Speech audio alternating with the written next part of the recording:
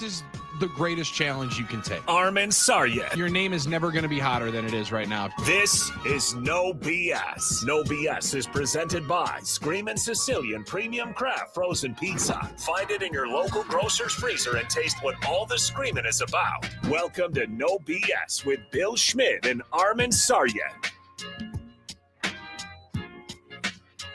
It is No BS. It's Billy and Sarian with you statewide on the game. Thanks for hanging out with us. It's National Signing Day in college football. It's the Milwaukee Bucks have dominated East Group B once again in the NBA Emirates Cup. East Group B. East Group B runs through MKE. Orlando's next in that tournament, not in the regular season of the Bucks play tonight, of course. Come on now. Hawks. Yep. But Orlando's next. They're coming here. And I'm feeling great about the Bucks these days. I really am, Billy. Hey, Bucks get one chance to win a game at home and then fly themselves to Vegas. I would like those odds. Those are a little bit better than the odds of me getting to Vegas in the next couple of weeks. So good for them. True. I'm excited for what that is. And last night, Armin, you and I are at the Milwaukee Admirals game. Big dub for the Milwaukee Big dub. Admirals. Drop the puck. Come on. Scare those monsters. Yeah. What's up? Let's Score go. in the first minute and a half. Let's go. So we didn't necessarily get to take in a bunch of the 15 threes that the Bucks knocked down in the first half, No, the right. 78 points that they put up in the first half. But as we were watching back and seeing some more of the highlights and being able to watch, okay, I like Gary Trent knocking down some triples once again. Hey. Like you start seeing the settling into roles for the entire team. When we talked about with Trey Crosby yesterday, they're forcing themselves to play some of the younger guys, and they're really starting to define now 20 games into the season.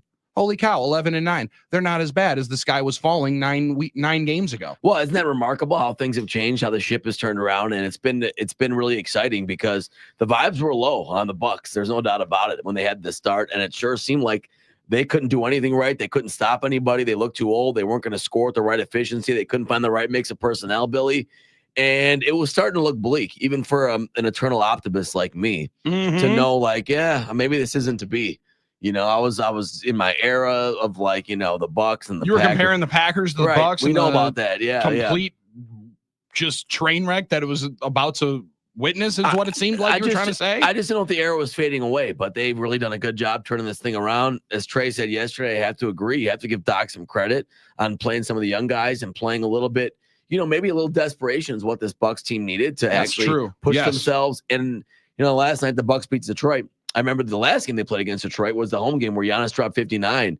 And he just said, I think that was Detroit. He said, I'm just not going to let us lose this game. Basically, after the game, saying, no matter who's out there, no matter what it is, we're not going to give up.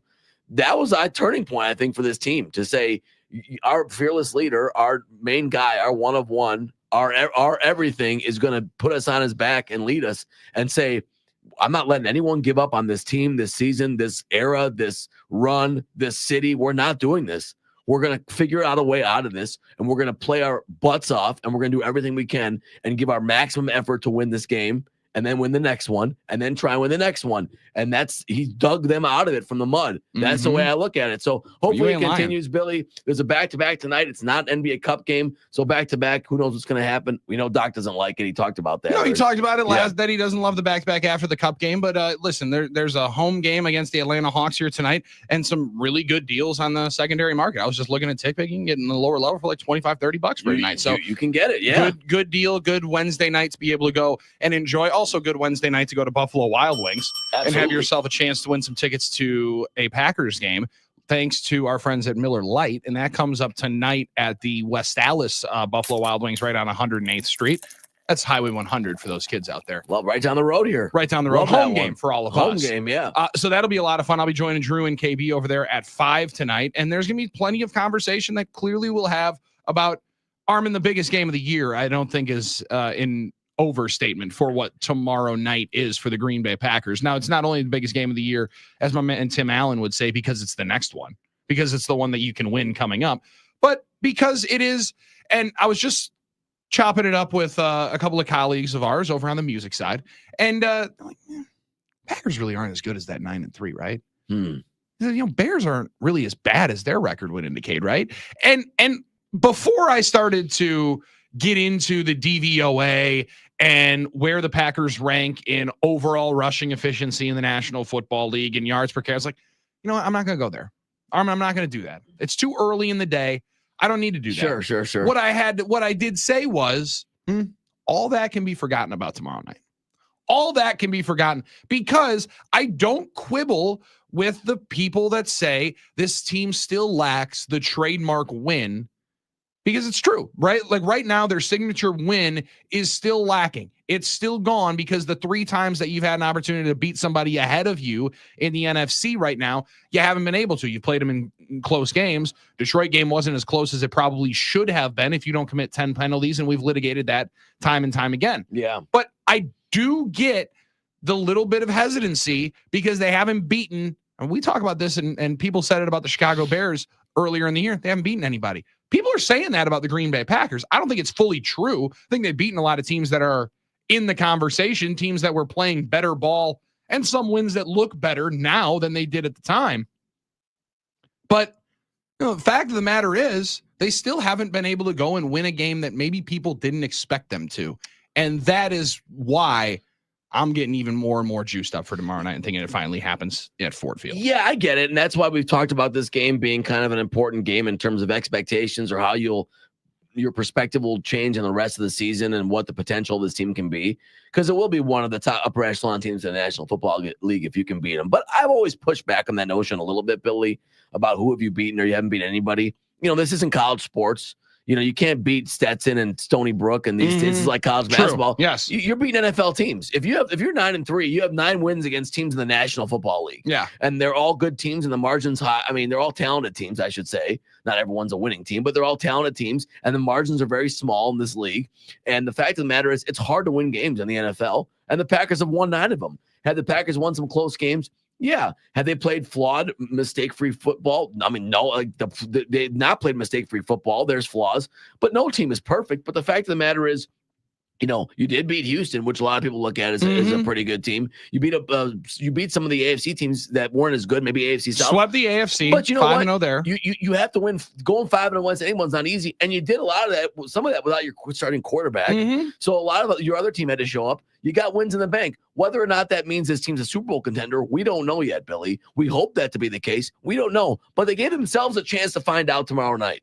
I think that's the point here, and they're going to find out at least a little bit about themselves tomorrow night. The interesting thing is, and I was trying to equate this, and people will think that this might be a presented by Happy Place Hemp conversation. But like, if indeed there was a college football playoff selection committee in the NFL, great point. Great question. The Packers would get picked as one of the 12 teams, I believe. They would have to be. They would have to be. But would they be like the SEC version here? Would they be the Alabama where people are saying, man, they're just crowbarring them in? Because they're playing clearly the best division in football.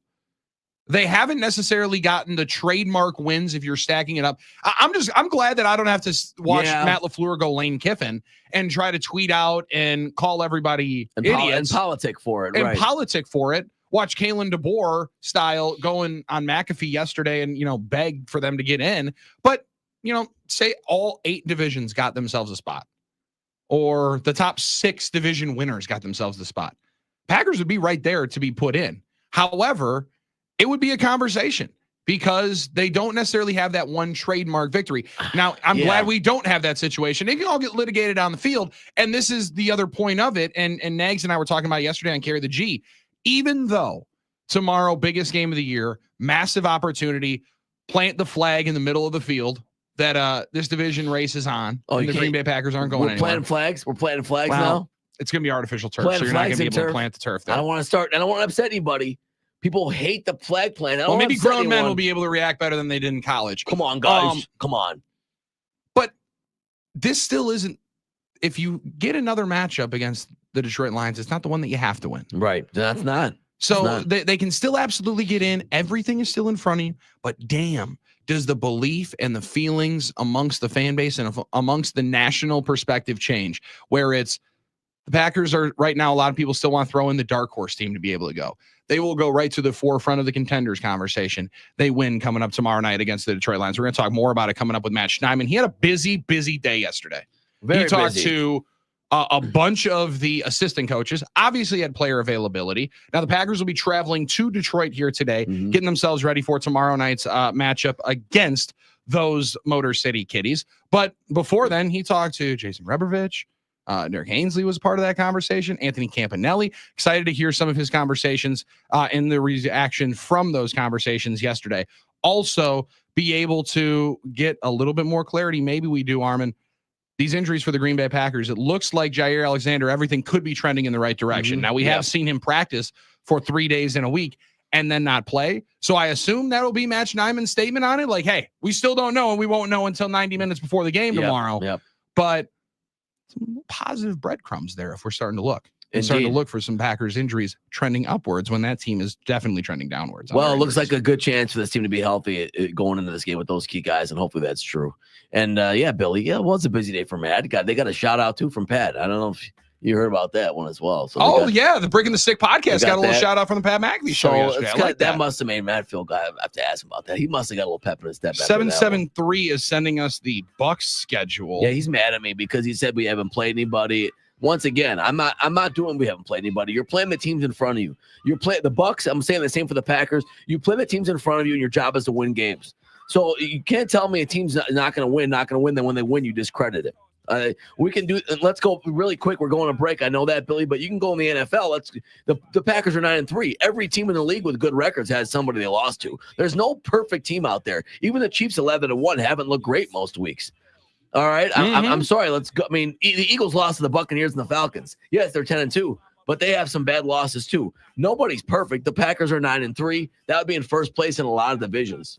It would be first place, I believe, in 3 different divisions, one of which would be by 3 games. Tony and Brookfield, hey, listening now, I think the Packers have 3 signature wins. Well, Tony, first off, we're glad you're listening. The 3 wins they got without Love, without that, where would they be? Well, very, very, very fair question. But when you're beating teams like the Indianapolis Colts, the Tennessee Titans, and the Jacksonville Jaguars without them, you won't get as much credit as maybe you should get. And I would lean in with you that the Packers and Matt LaFleur yesterday, Nags and I were talking about Carry the G. Potawatomi Sportsbook has him at like 20-1 to win the Coach of the Year. That's a real lack of respect as to what he's done for this job. Also, though, maybe bigger statement on how Matt LaFleur is viewed across the league, because this is a great coaching job that he's done. Maybe people around the National Football League aren't thinking it's even his best work, which is an impressive thing to say for what he's done already as the leader of the Green Bay Packers. Matt Schneidman talks to the leader of the Green Bay Packers, Matt LaFleur, on the Matt LaFleur podcast. He does a couple of podcasts. He also does a radio show called the Matt Schneidman Show, which is 6 to 7 right here on the game. Matt Schneidman joins us coming up next. 25 minutes from right now, we'll talk to the voice of the Wisconsin Badgers, Matt LePay. Big day. Badgers caught a tough loss last night against Michigan. Dusty May's squad is big for the Wolverines. Some big boys there. Big boys for the Wolverines. And they got this Yale transfer that was howling in Madison last night. We'll talk about that with Matt LePay, as well as Badgers National Signing Day on the football side. Obviously, the disappointing loss this weekend for the football team. A lot to discuss with Matt LePay in 25 minutes about the Wisconsin Badgers. A lot with the Green Bay Packers and Matt Schneidman on the other side. And you on the NicoletLaw.com talking text line, 877-794-1973. It's no BS, off and running on the game. Gotta eat, stay on my toes. Hey guys, Underdog Fantasy, best way to play, whether it's football, basketball, a mix between the two. You can invest and turn your sports opinions into real money. How about that? It is the best way to play right from your couch. All you do is pick higher or lower on your favorite player stats this fall, and you can just watch your picks win or not. I mean, if you're like me, you're watching more L's stack up than W's, and instead your wife's the one that's celebrating with all her Underdog Pick'em wins. I love the Underdog Fantasy app, though, because it's so simple and easy to use. All you do is pick higher or lower on your favorite player stats and then see the picks roll in. And Underdog this year running a special promo or bonus almost every single day, like Profit Boost. They pump up your winnings in just a tap when you apply a boost to eligible entries. They got discounts that'll give you adjusted projections on a certain player stats to give you a better shot at a big W. And free picks, they're basically a sure thing. A player just has to get higher than a half a point of a stat for that pick to win, and all new users get a free pick. So download the app today, sign up with promo code Billy, BILLY, and deposit now to get up to $1,000 in bonus cash instantly.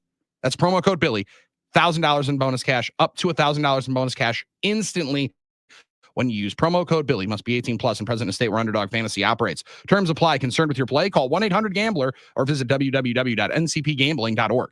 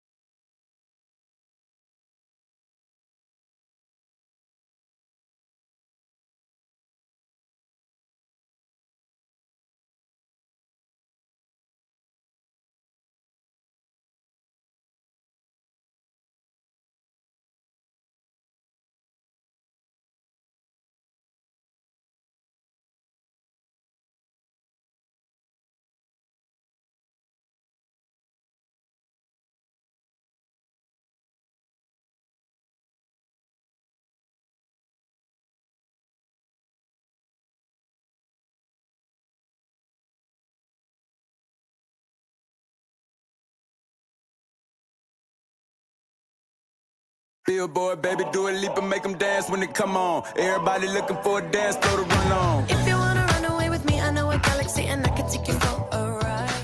I had a premonition that we fell into a rhythm where the music don't stop for life. Glitter in the sky, glitter in my No eyes. BS on the game. Billy and Sarian with you. Appreciate you hanging out. Packers getting ready to take on the Detroit Lions, heading up to the Motor City to take on those Kitties. Coming up today, tomorrow night, 7:20 kick. You'll hear it right here on the game and watch it on Prime Video. And our guy Matt Steinman will be reporting on it for The Athletic as well as the game right here on the Matt Steinman Show. Matt, sweet cutoff. Look fantastic. As you get ready for this game coming up tomorrow, what was the biggest takeaway you got yesterday on the health-wise for the Packers? Because most has been talked about the health-wise for the Detroit Lions, and their injury list is vast. But the Packers still have some pretty key guys sitting there on that injury report.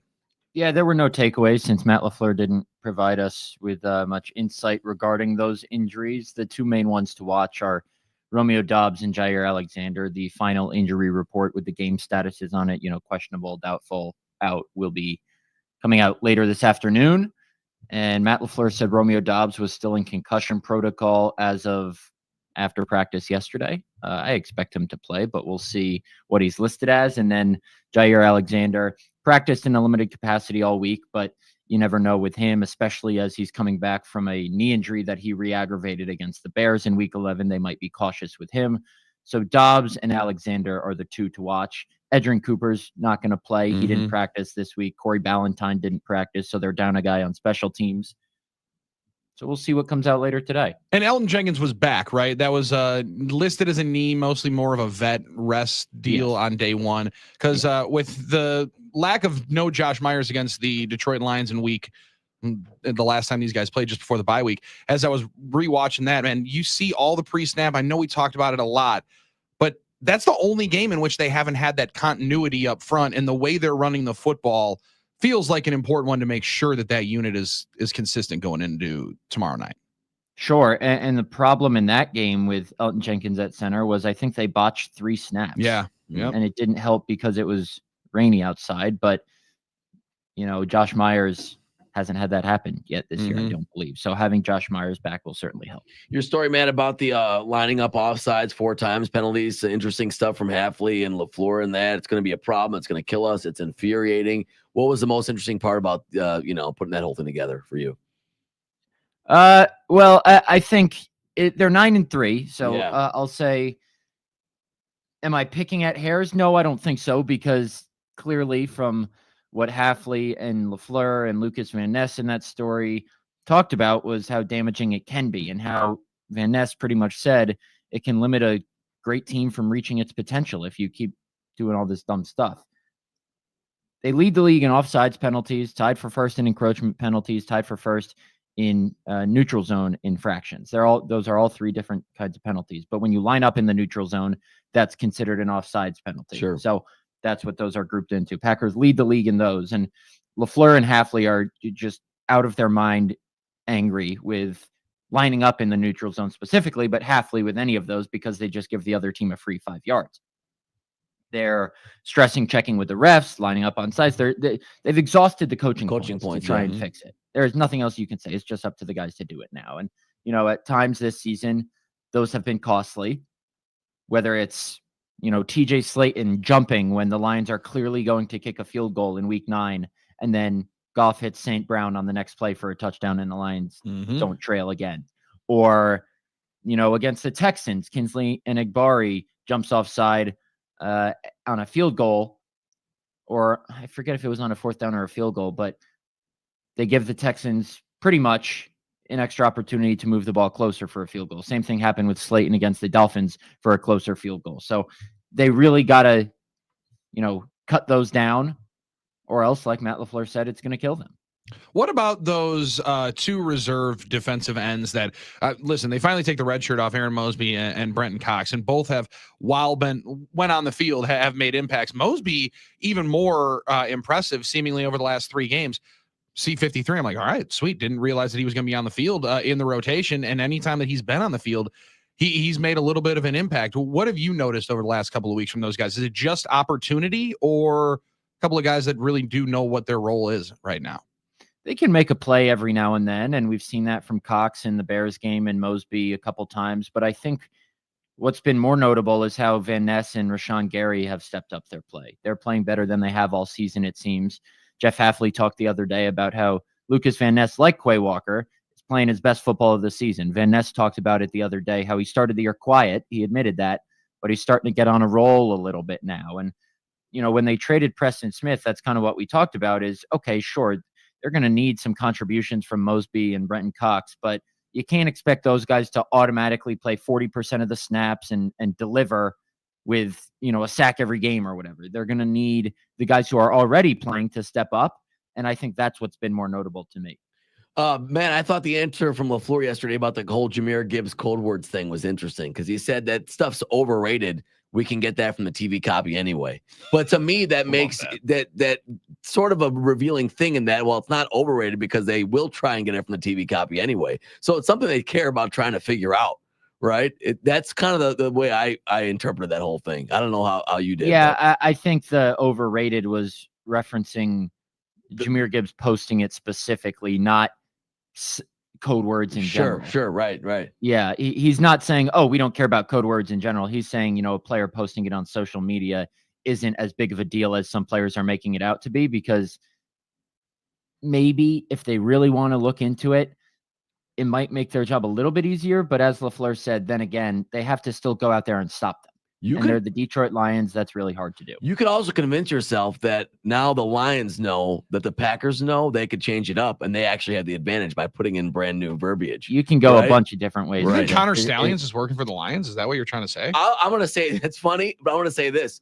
All these guys are always looking for an edge, right? Aaron would always talk about how they put in like 10 times the dummy audibles because of all the field mics, like the New York Bozos of the world, because like as much as coaches and like, well, this stuff doesn't matter. It is a big deal because they're all looking for an edge. Yeah, you got to try to find some kind of edge. You always want to be able to find some kind of edge. Our interview and conversations with Matt Schneidman is our edge in conversation on the Green Bay Packers. It's brought to you by Miller Lite, Orthopedic Associates of Wisconsin. There is a difference. And Rogers Behavioral Health.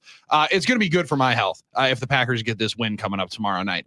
Being able to come out of it healthy, also a big part of it. Somebody who's remained rather healthy after starting the year unhealthy is Carrington Valentine. What was the conversation there? Because as Alexander, his absence is obviously felt, and it's a big loss when he's one of your best players.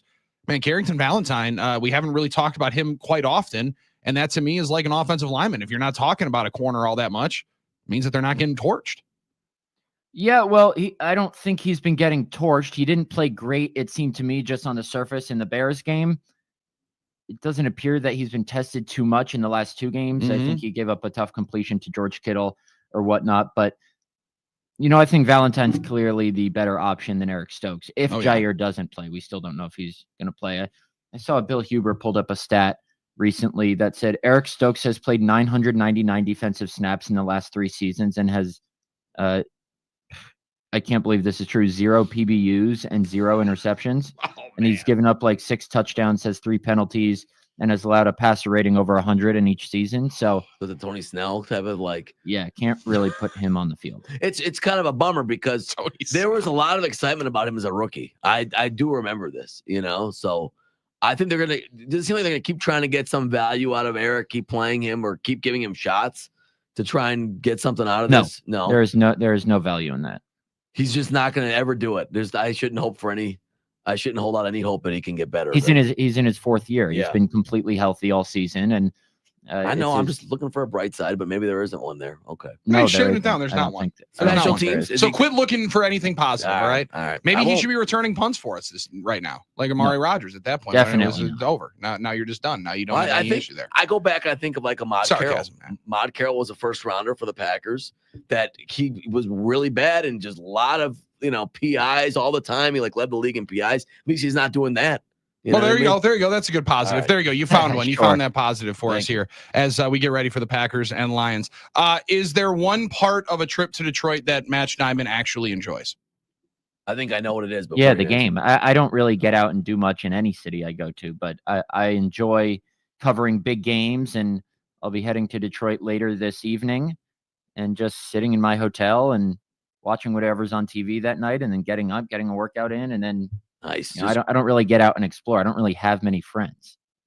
That's okay. Come on. Now that sounds the way you Don't say need it. to have friends to go out there and enjoy No, stuff. I appreciate you're a grinder and everything. It's a work trip and all that. But I mean, the way you said it kind of makes me feel kind of like It's not even that it's a work trip. No. Like I'd be fine with going out and doing whatever. I'm not a big drinker, but right. You can do your thing alone. I get it. No, that's cool. But it's a nonstop.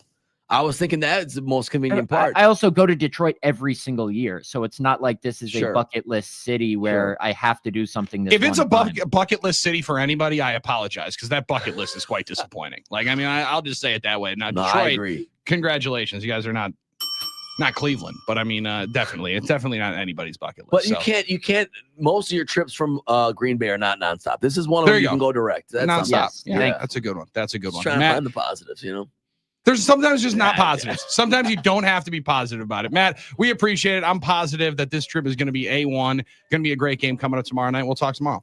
All right, thanks, guys. There he is, Matt Yeah. Schneidman, hanging out with us before he heads off to the Motor City to watch the Packers take on the Kitties tomorrow night. You'll hear that game right here on 97.3 The Game, flagship station for Green Bay Packers football. You also hear Wisconsin Badgers football and men's basketball right here on 97.3 The Game. And the man that presides over those calls, Matt LePay. He is one of the 2 Wisconsin Sportscaster of the Year nominees, finalists that we have on the radio program today. Pretty So how impressive. about that? You want to talk about guests that we have lining up here right now? I gotta Armin? say, we are. This is positive. It's a power lineup, right? We got there. ourselves 2 Wisconsin Sportscaster of the Year finalists coming up on the radio program. Matt LePay is on the other side talking Badgers basketball, Badgers football, big commits signing on the dotted line here today. A lot to discuss with Matt on the other side. It's No BS, Hour 2 with Billy and Sarians next. I'm heavily medicated. Ironic, I gave him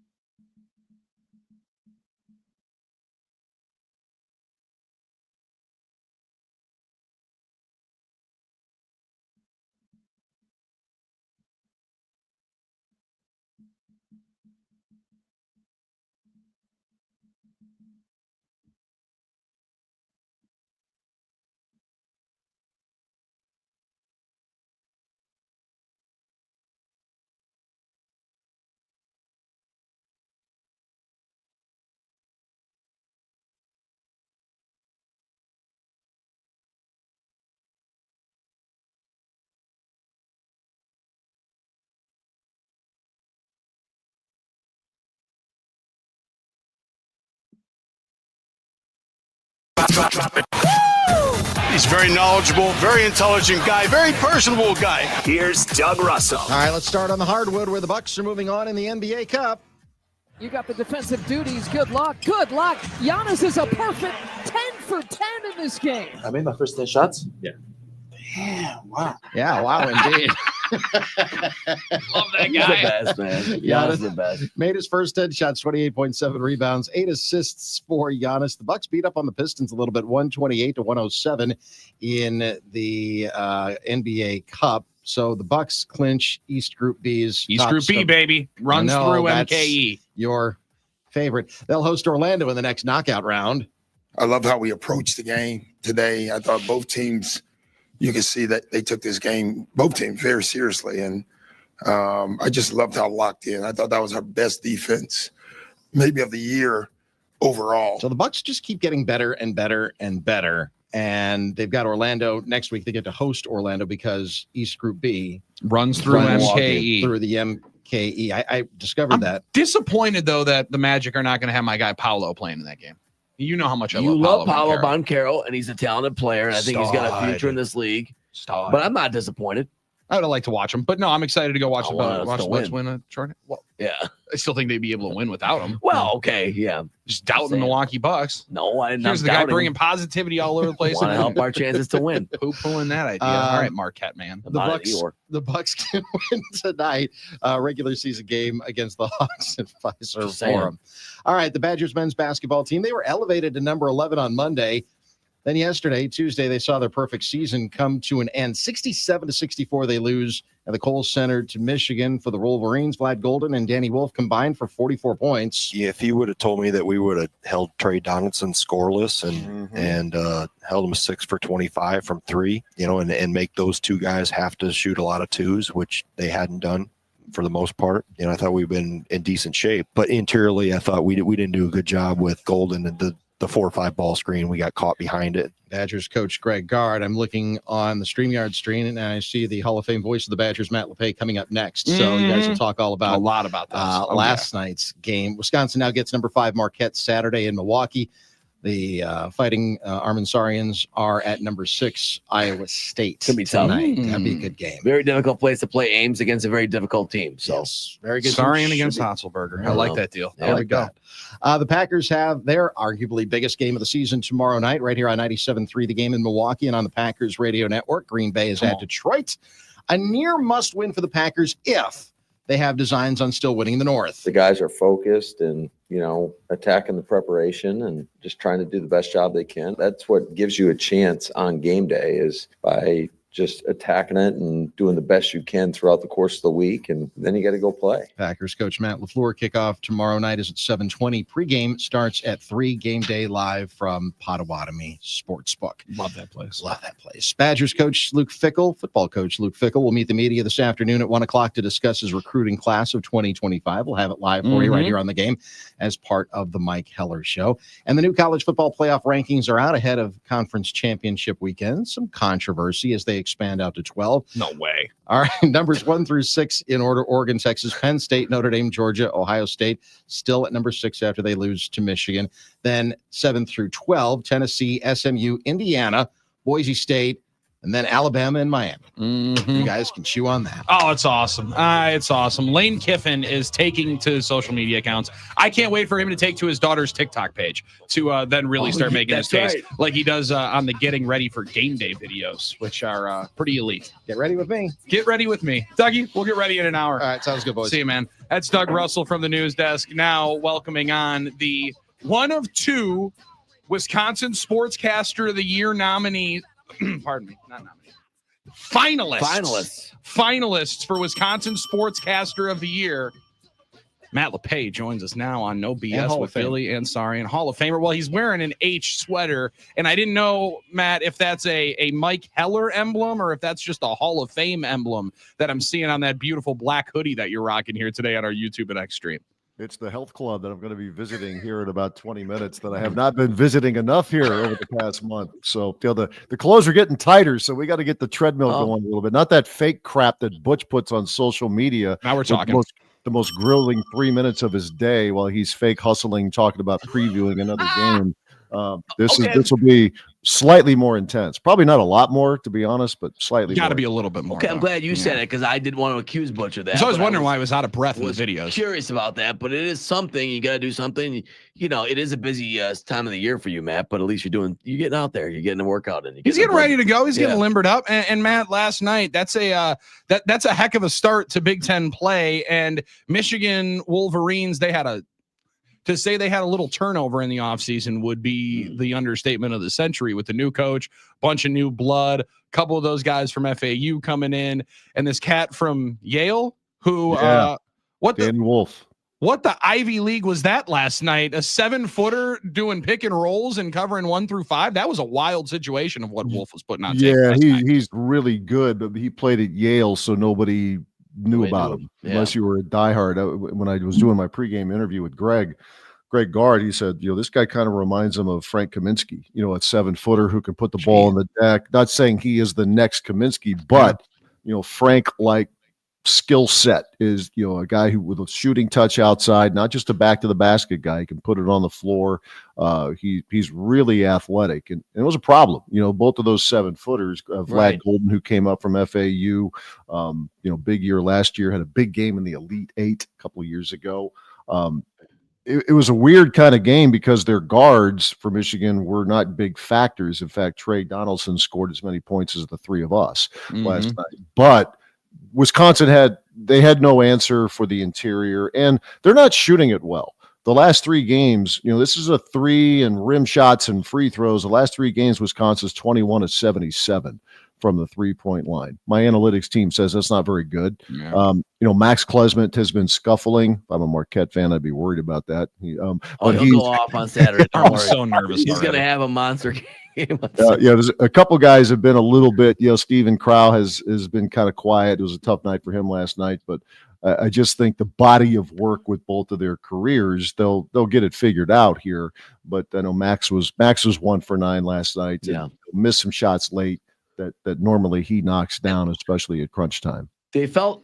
It feels anecdotally like open shots too. I don't know what the number. I don't know. What the advanced numbers would show what wasn't contested or not. It seems like they're open shots, so they're getting open threes most of the time. I know the one late for Max was just not hitting those. So it's not a matter of getting the right shots; they're getting them.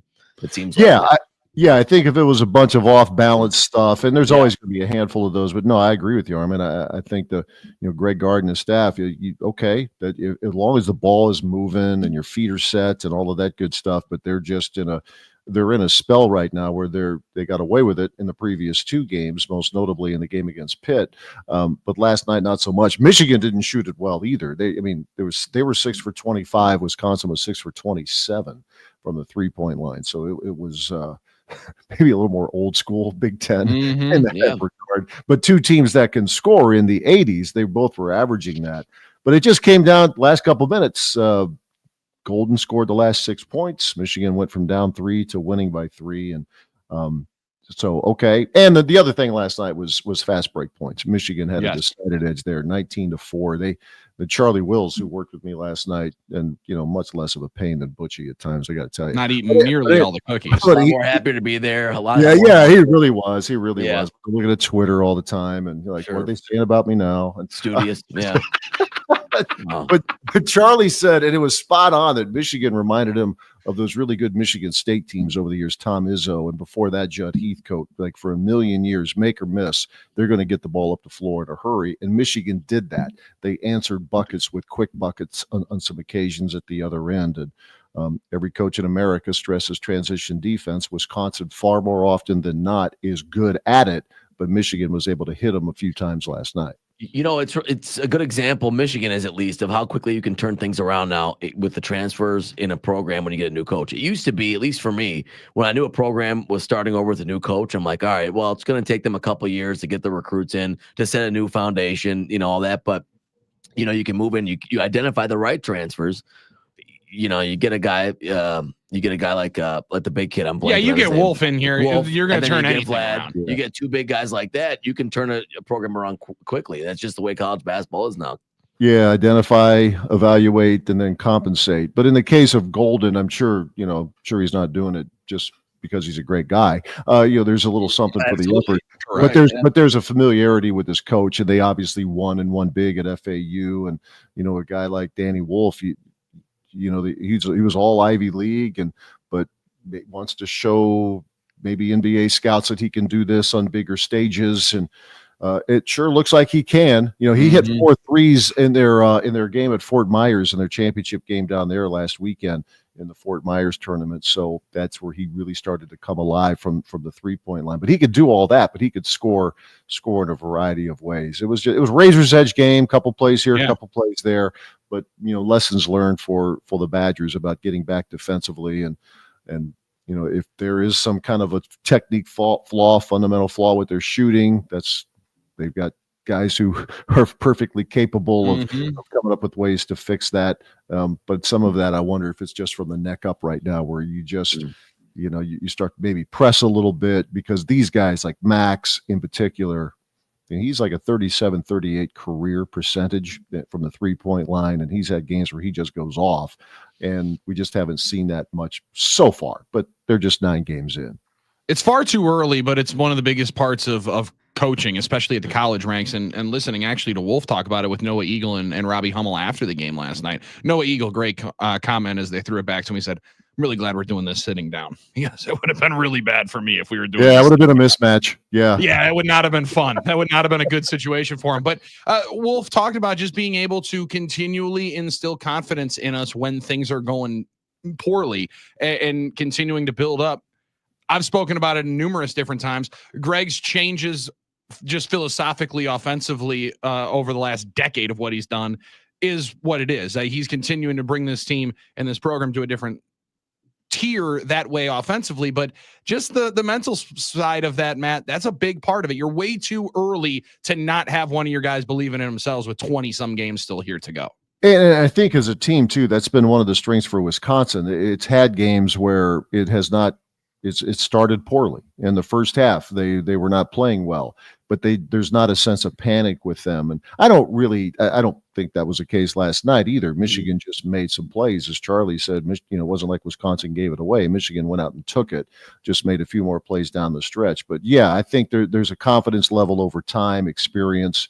Can be golden in this case for if it's Max and Steven Crowl too. He played not even 24 minutes last night, couple points and fouled out of the game. I mean, the body of work in his career says that he is better than that. So it's just welcome to the season, to the ups and downs of it. So and that was game 1 of a really interesting 4-game block. Obviously the game with Marquette on Saturday, they go to Illinois next Tuesday. Then they play Butler, a team that's off to a nice start with Thad Matta down there this season. They'll play in Indianapolis. So this is a good kind of find out where you are. They've got a feel. You beat Arizona, you beat Pitt, and there's certainly been some impressive performances to say the least. But now that next step, when you've got one opponent after another in your weight class, and now you find out where you are at this stage of the year.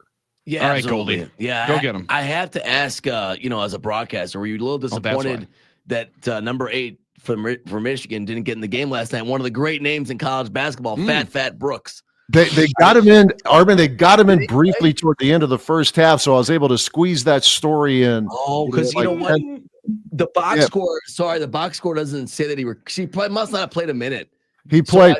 He played.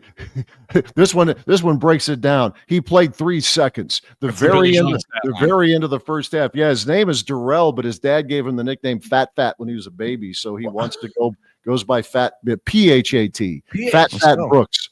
So yeah. I was imagining if that was his birth name. I didn't think it was, but you never know. I mean, you remember the old NBA player. I'm gonna start dropping that on Carson and see. Oh yeah, yeah, Carson. See if he likes it. I don't know. I mean, listen. That's a dude secure in who he is. Yeah, call me Fat. Call me Fat. I don't care. Listen, Fat is also open to NIL inquiries. if you're wondering, you can email my agent, whose email is sitting here in my Twitter bio. So now we're gonna get into the Marquette Wisconsin game, but I'm itching to get to football. I know you guys are stunned by that. Huge day here today for 2025. What happened on Saturday was ultimately remarkably disappointing, but being able to turn the page Matt, it's part of why I think they did settle on the decision maybe a little quicker than some would have thought, that there is going to be a change, because you do have to let these cats know, and the Badgers are bringing in 20 plus young men here today on National Signing Day, the start of the early period. A lot of guys want to know who's going to be coaching them, and the Badgers are trying to find that, but they're also adding quite a few kids and quite a few in-state kids from what I'm noticing here on this list. Yeah, this is I think 5 was going to be. It was 3 last year, including one of your guys. And I like that. You'd like to, and I was telling Drew and KB this, and I'm not a recruiting expert and won't play one here, but living here long enough and knowing the history of this program, you'd like to see them continue to make inroads in this state. It's a new staff outside of Casey Robach. It's a lot of guys who are not familiar with the state of Wisconsin. So you're trying to build that up a little bit. And as you know, it does go up and down in terms of the talent level, but you get the best ones, you want to keep them here. And that hasn't happened all that well in the last few years now, but it's a more encouraging sign. Torrin Petaway, kid from my backyard, right down the road, Cooper Catalano, who had like 8 zillion tackles in his high school career, Germantown, and all the other guys. But it's interesting to me in a big picture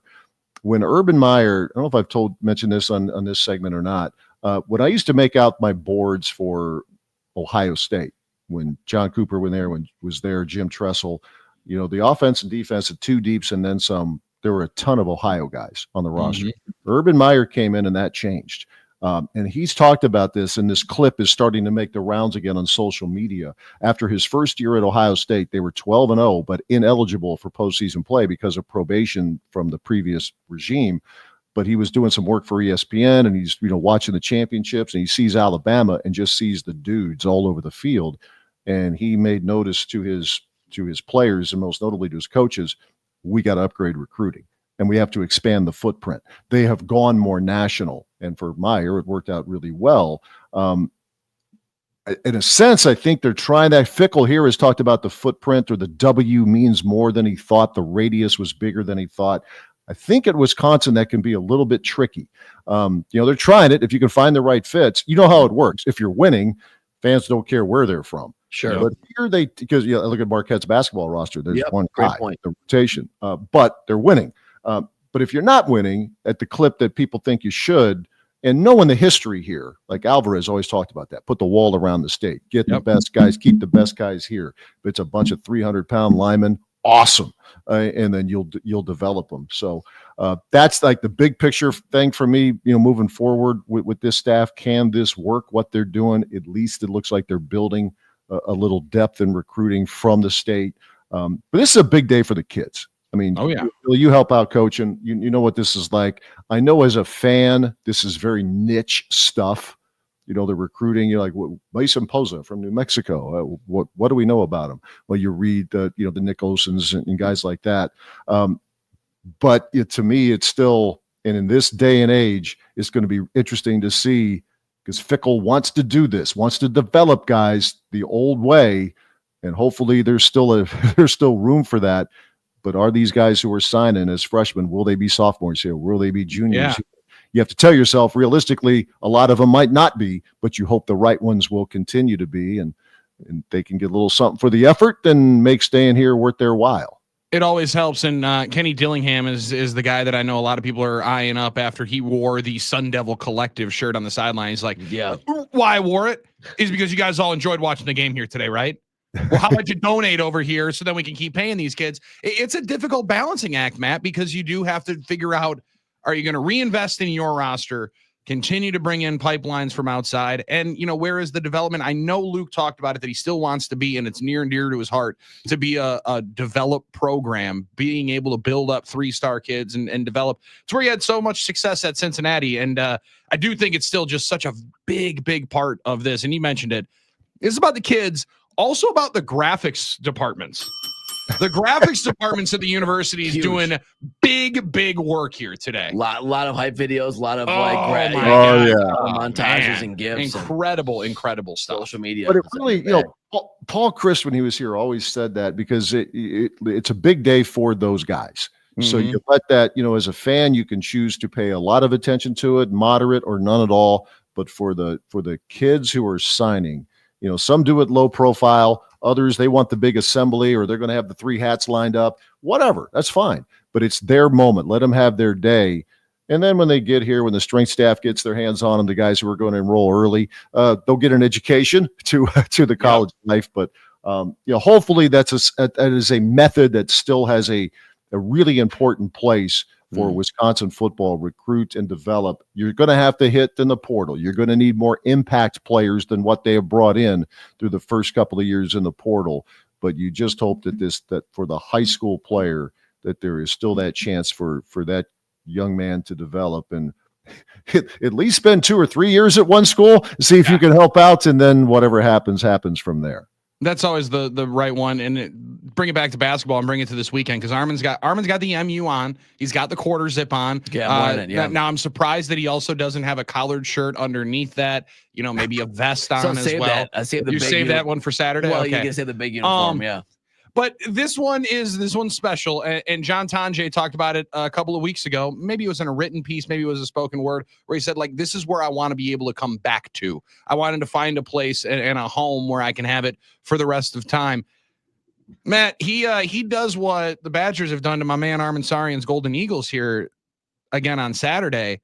He's going to always be welcome back, because this dominance that you guys have flexed over his Golden Eagles are pretty impressive. This game's special. How special is it in the broadcast department? It's fun. It's always a fun one. I would tell you every game is fun, but some are more than others, and this one always is. Over there, I always find it more intriguing over there in Milwaukee too, because you really feel the love that Marquette folks have for Wisconsin. There's a lot of it. There's all kinds of love, but it is, and the fact that both teams are really good, it's great for both, because they're going to get a national stage for this game. But and even the out of staters. I was asking Charlie Wills is from Angola, Indiana.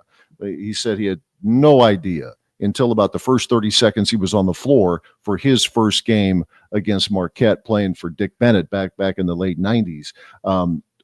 This is what this is all about. So, I mean, for those who grew up here, for guys like Max Klesmit and so on and so forth, Kamari McGee, sure. But even if you're not from here, you get a feel in a hurry, because I would think it's going to be pretty electric in there. 12:30 Saturday afternoon. We'll see what Marquette does tonight. I don't know why that game's on ESPN Plus, but I know why. The brand, whatever. But anyway, we'll dial in. We'll catch it. But it's a fun one. It's one I always look forward to, either place. But for me, especially in Milwaukee, it just seems like it's that the noise level just cranks up a little bit more. I also like that you're a road warrior guy there, Matt. You like doing the Dan Lanning, and at some point during that last media timeout while Butchie's eating his 15th cookie of the game, you're going to take that quick deep breath and just look around as the crowd's exiting out. Is that what I'm hearing right here? I love that. Well, considering last time it was overtime, so the crowd was not exiting late in the game.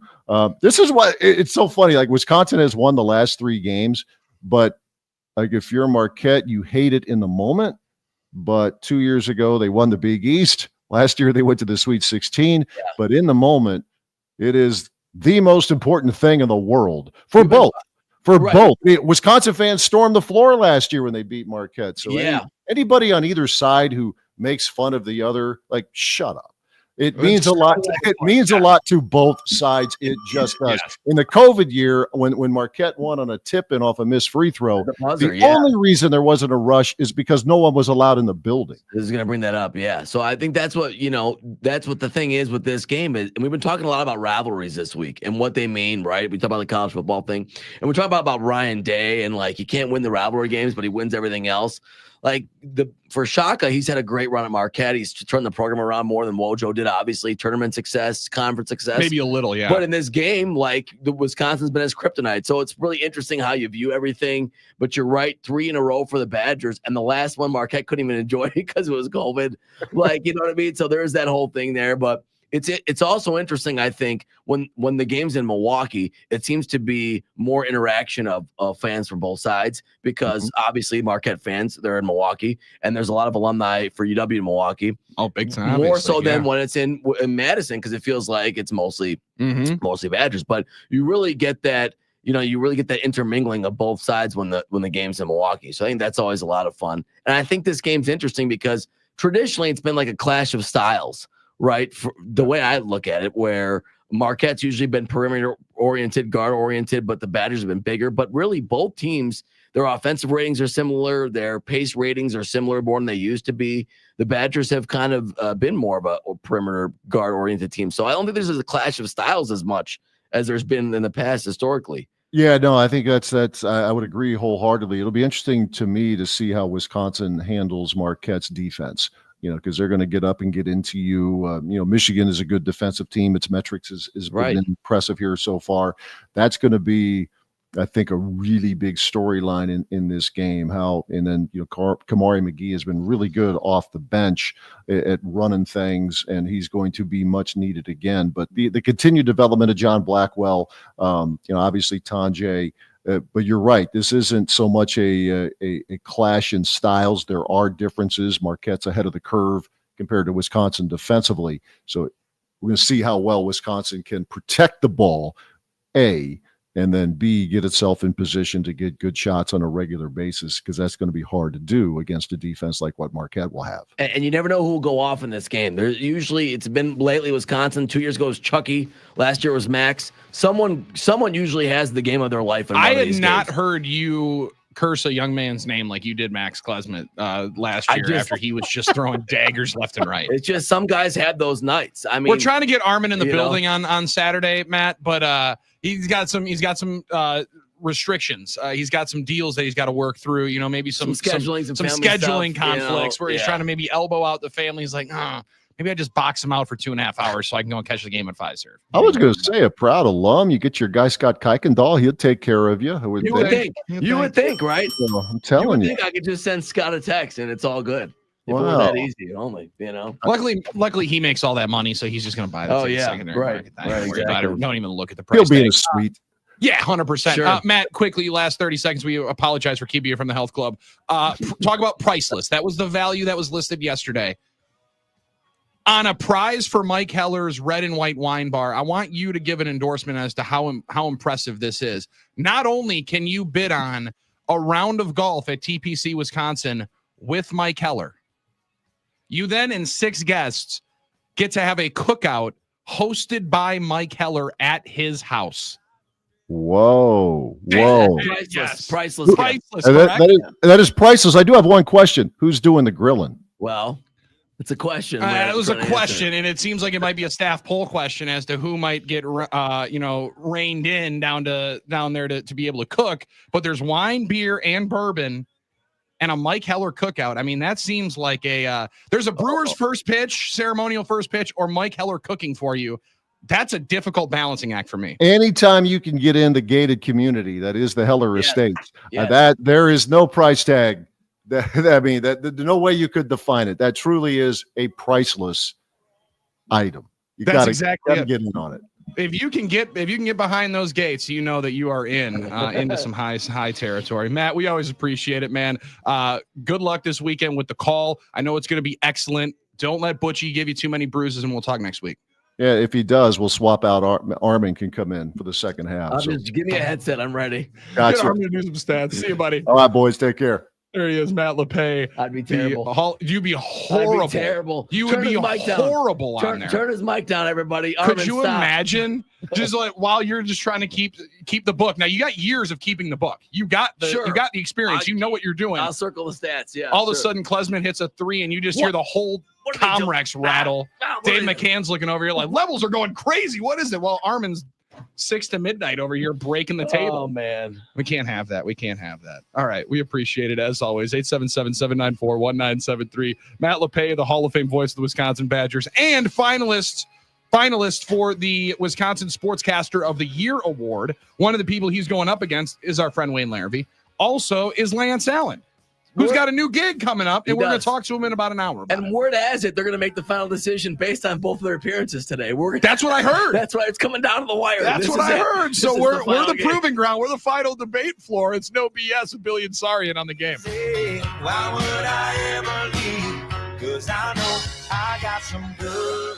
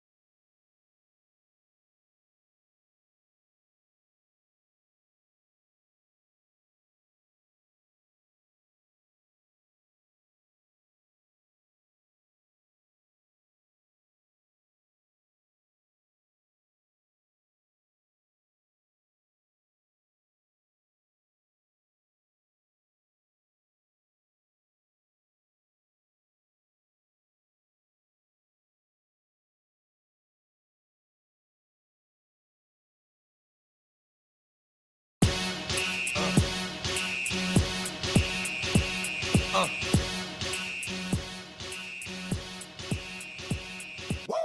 gon' make me lose my mind. Up in here, up in here. Y'all gon' make me go all out. Up in here, up in here. Gonna go all out up in this place coming up on Saturday. NicoletLaw.com, talking text line 877-794-1973. Armin, it is awesome whenever we do talk Marquette, Wisconsin, because the NicoletLaw.com They talking go text off. line will instantly go off on Yeah, you yeah, I as love Marquette it. guy. Do you enjoy this week where you just take arrows left and right? I'll say, Or do you I'll like say look I against enjoy this it. one? Is this your I- least favorite week No, of the year? I definitely enjoy it. It's a lot of fun. I love this week. It's a lot of fun. Billy, I think the fun thing about sports and being a sports fan for me is being part or embracing something that's bigger than you, right? So something that has a lot of history, a lot of meaning to it. Marquette and Wisconsin have played since 1917, Billy. It's crazy. That's cool to me, Yeah. right? To know that somewhere the dentists and the teachers and whatever, they organized the game and they started playing. You know, that's what it was back then. You know what I mean? They kept score. Like, that was cool to know that, what it's evolved into. It's rivalries make sports fun. We've talked a lot about rivalries this week. Yeah. It's enjoyable. There are some things I don't like about it. I know what I'm going to get in my, I'm going to get in my Your Twitter DMs are going to be mentions, brutal. My Yes. DMs, especially if Marquette loses. Like, that part's not fun for me. But, you got to take your L and move on if that's the case. And Marquette hasn't won in a while. I get pegged as like, okay, I'm a Marquette guy, and that's fine. I get it. But sometimes some people think because of that, they don't like when I have any opinions on the Badgers or any opinions on UW. That That's is the fair, one thing true. I don't like about it, because I'm like, listen, I'm going to come at you as much as I can with some facts, with some objectivity. Yes, I'm going to cheer for my team. Yes, I'm going to tell you what it's like. But, like, come on, like, you can take it. I'm not just trying to troll. All right. 100%. Now, I have friends on both sides, Yeah. right? I have friends that are remarkably Badger red and despise anything to do with anybody that went to Marquette. So they obviously they feel something about it. I They also care. have friends on my Marquette side who just take any opportunity to laugh at Madison and just despise anybody that went to UW. Yep, and that's what rivalries and are about. cannot stand the logo, Sure. cannot stand the W. I'll be completely honest. Now, I'm probably the wrong one in here. I cheer for both teams. Right. Like I actually do. Now, granted, I went to a bunch of Marquette games when I was a kid because my best friend's mom worked at the university. So we used to go to games a lot. And it was like our first hangout where we were allowed to go and hang out without parents. And if you see, like his mom would drop us off at the we go Bradley for Center. 2.5 hours at the Bradley Center, Yeah. get picked up on a big Monday. It was like the coolest deal. So like that part will instill some fandom. I have built-in fandom for the Wisconsin Badgers, especially now Greg Gard. You guys already know I'm a big fan of how he runs his program and him as a human being, right? So like there's reason for me to be cheering and pulling for both sides. I didn't realize how hot it was until I got out of school.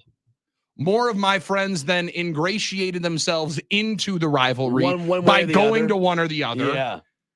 And damn, in the last 10 years, this has been one of my favorite days of the year because it is always fun and everybody is always on a 10 on intensity scale. Everyone's very intense about it. The key is both teams have been good. Both teams have had success in the last 20 years. That's the entire key for me, or last 20, 30 years. If that wasn't the case, Billy, the rivalry would not have the juice. That's fair. Yeah, All no right? doubt Both about it. teams No have doubt about it. Both teams have a really good and passionate fan base.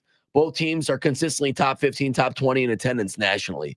So both have a lot that they can toot their horn about, and it happens. And when it does happen, the more one side toots their horn, the more it annoys the other side. They toot their horn.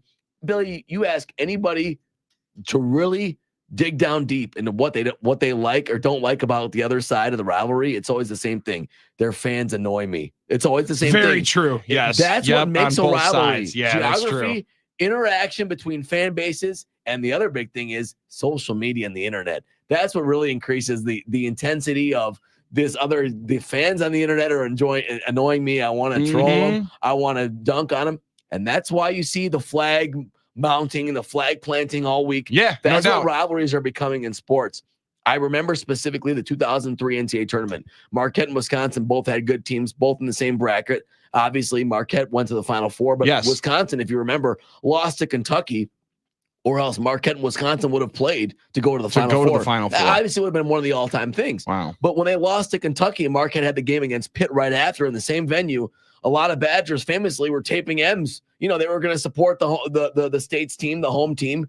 You do see a lot of that less now publicly, but the fact of the matter is there's still a lot of fans that are going to root for the other. You know, they might have one favorite team, but they'll still root for the other team in the state if the other team's losing. But you see a lot less of that publicly, I think, because of social media. I think people are more entrenched, more tribal, more dug into one side or the other than they used to be. But that's what makes it fun, Billy. I've told you a lot why I like sports and not as much politics. This is the tribalism, the quote-unquote hate. This is a healthy outlet for it. This is where the healthy hate goes. If it wasn't for sports, we'd be doing it in the worst ways, which we do all the time. Yeah, you'd have to be doing it the first weekend in November. Yeah, which is like I just can't get down with that because that's a lot more serious. I enjoy our hate so much more than what they do on that side. Right. Yeah, I'm so happy on days like this and weeks like this that our hate is school versus school than party versus party because it is so much more fun. It's I like serious. How about this one from UPS Ben? Me and my buddy cheer for both and didn't go to either school. Our wives, however, both went to Madison. So we are Marquette fans this weekend. Makes it a lot of fun. That's hilarious. I love that. I love that. I'm going to say one more thing about this too. It's always the old passive aggressive thing about who cares less. It's always both sides that is true. Are tripping over themselves to try and convince the other side, oh, this is your Super Bowl. You care about it more. That's why LePay's shut up was maybe my favorite thing I've ever heard on radio. It was amazing because he's absolutely right. Everyone stop pretending you don't care. Because everybody cares about this game. And don't come tell me oh, Marquette. I always hear that Marquette fans are obsessed with UW. Trust me, I've gotten a lot of anecdotal evidence to tell me that UW is obsessed with Marquette too. It goes both ways, okay?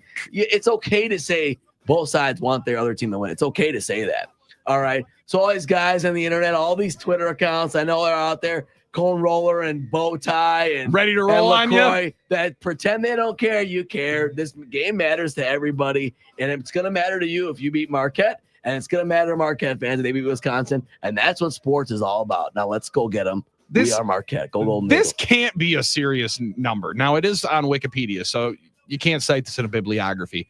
Since the 1949 and 1950 season. Okay, I mean, go ahead. The total point differential has only been 48. That is so cool. Between Marquette and Wisconsin. That is so cool. That's wild. That's like I also don't know anybody that calls it the I-94 rivalry. People have tried that. I mean, not good. It hasn't picked up. It's Wisconsin Marquette. It's coming up this weekend, and it's at Fiserv Forum. We're really, really excited to be airing it right here on your home for Badgers basketball. 97.3 The Game. Brian Butch and Matt LePay will be there. We will have Lance Allen, Hollywood Lance Allen, in about 30 minutes from right now. He's a Badger alum. He'll talk about this game as well as we got talking points for Lance Allen. All right, we got things. that we are supposed to ask our friend Lance Allen, because he's got a new gig. He's got a new gig going on, and we are very, very excited to tell you about it. And it's not just him hanging out doing Badger football postgame show with me on the Badger Radio Network. We got a lot more before that comes up. We got some great texts on this on the other side, as well as Armin Sarian. Have I already dug into one of my guiltiest pleasures? Have I already started? It's December 4th. And I already read a first mock draft. Holy cow. It's no BS with Billy and Sarian on the game. This one and that one and then that's way I sat out.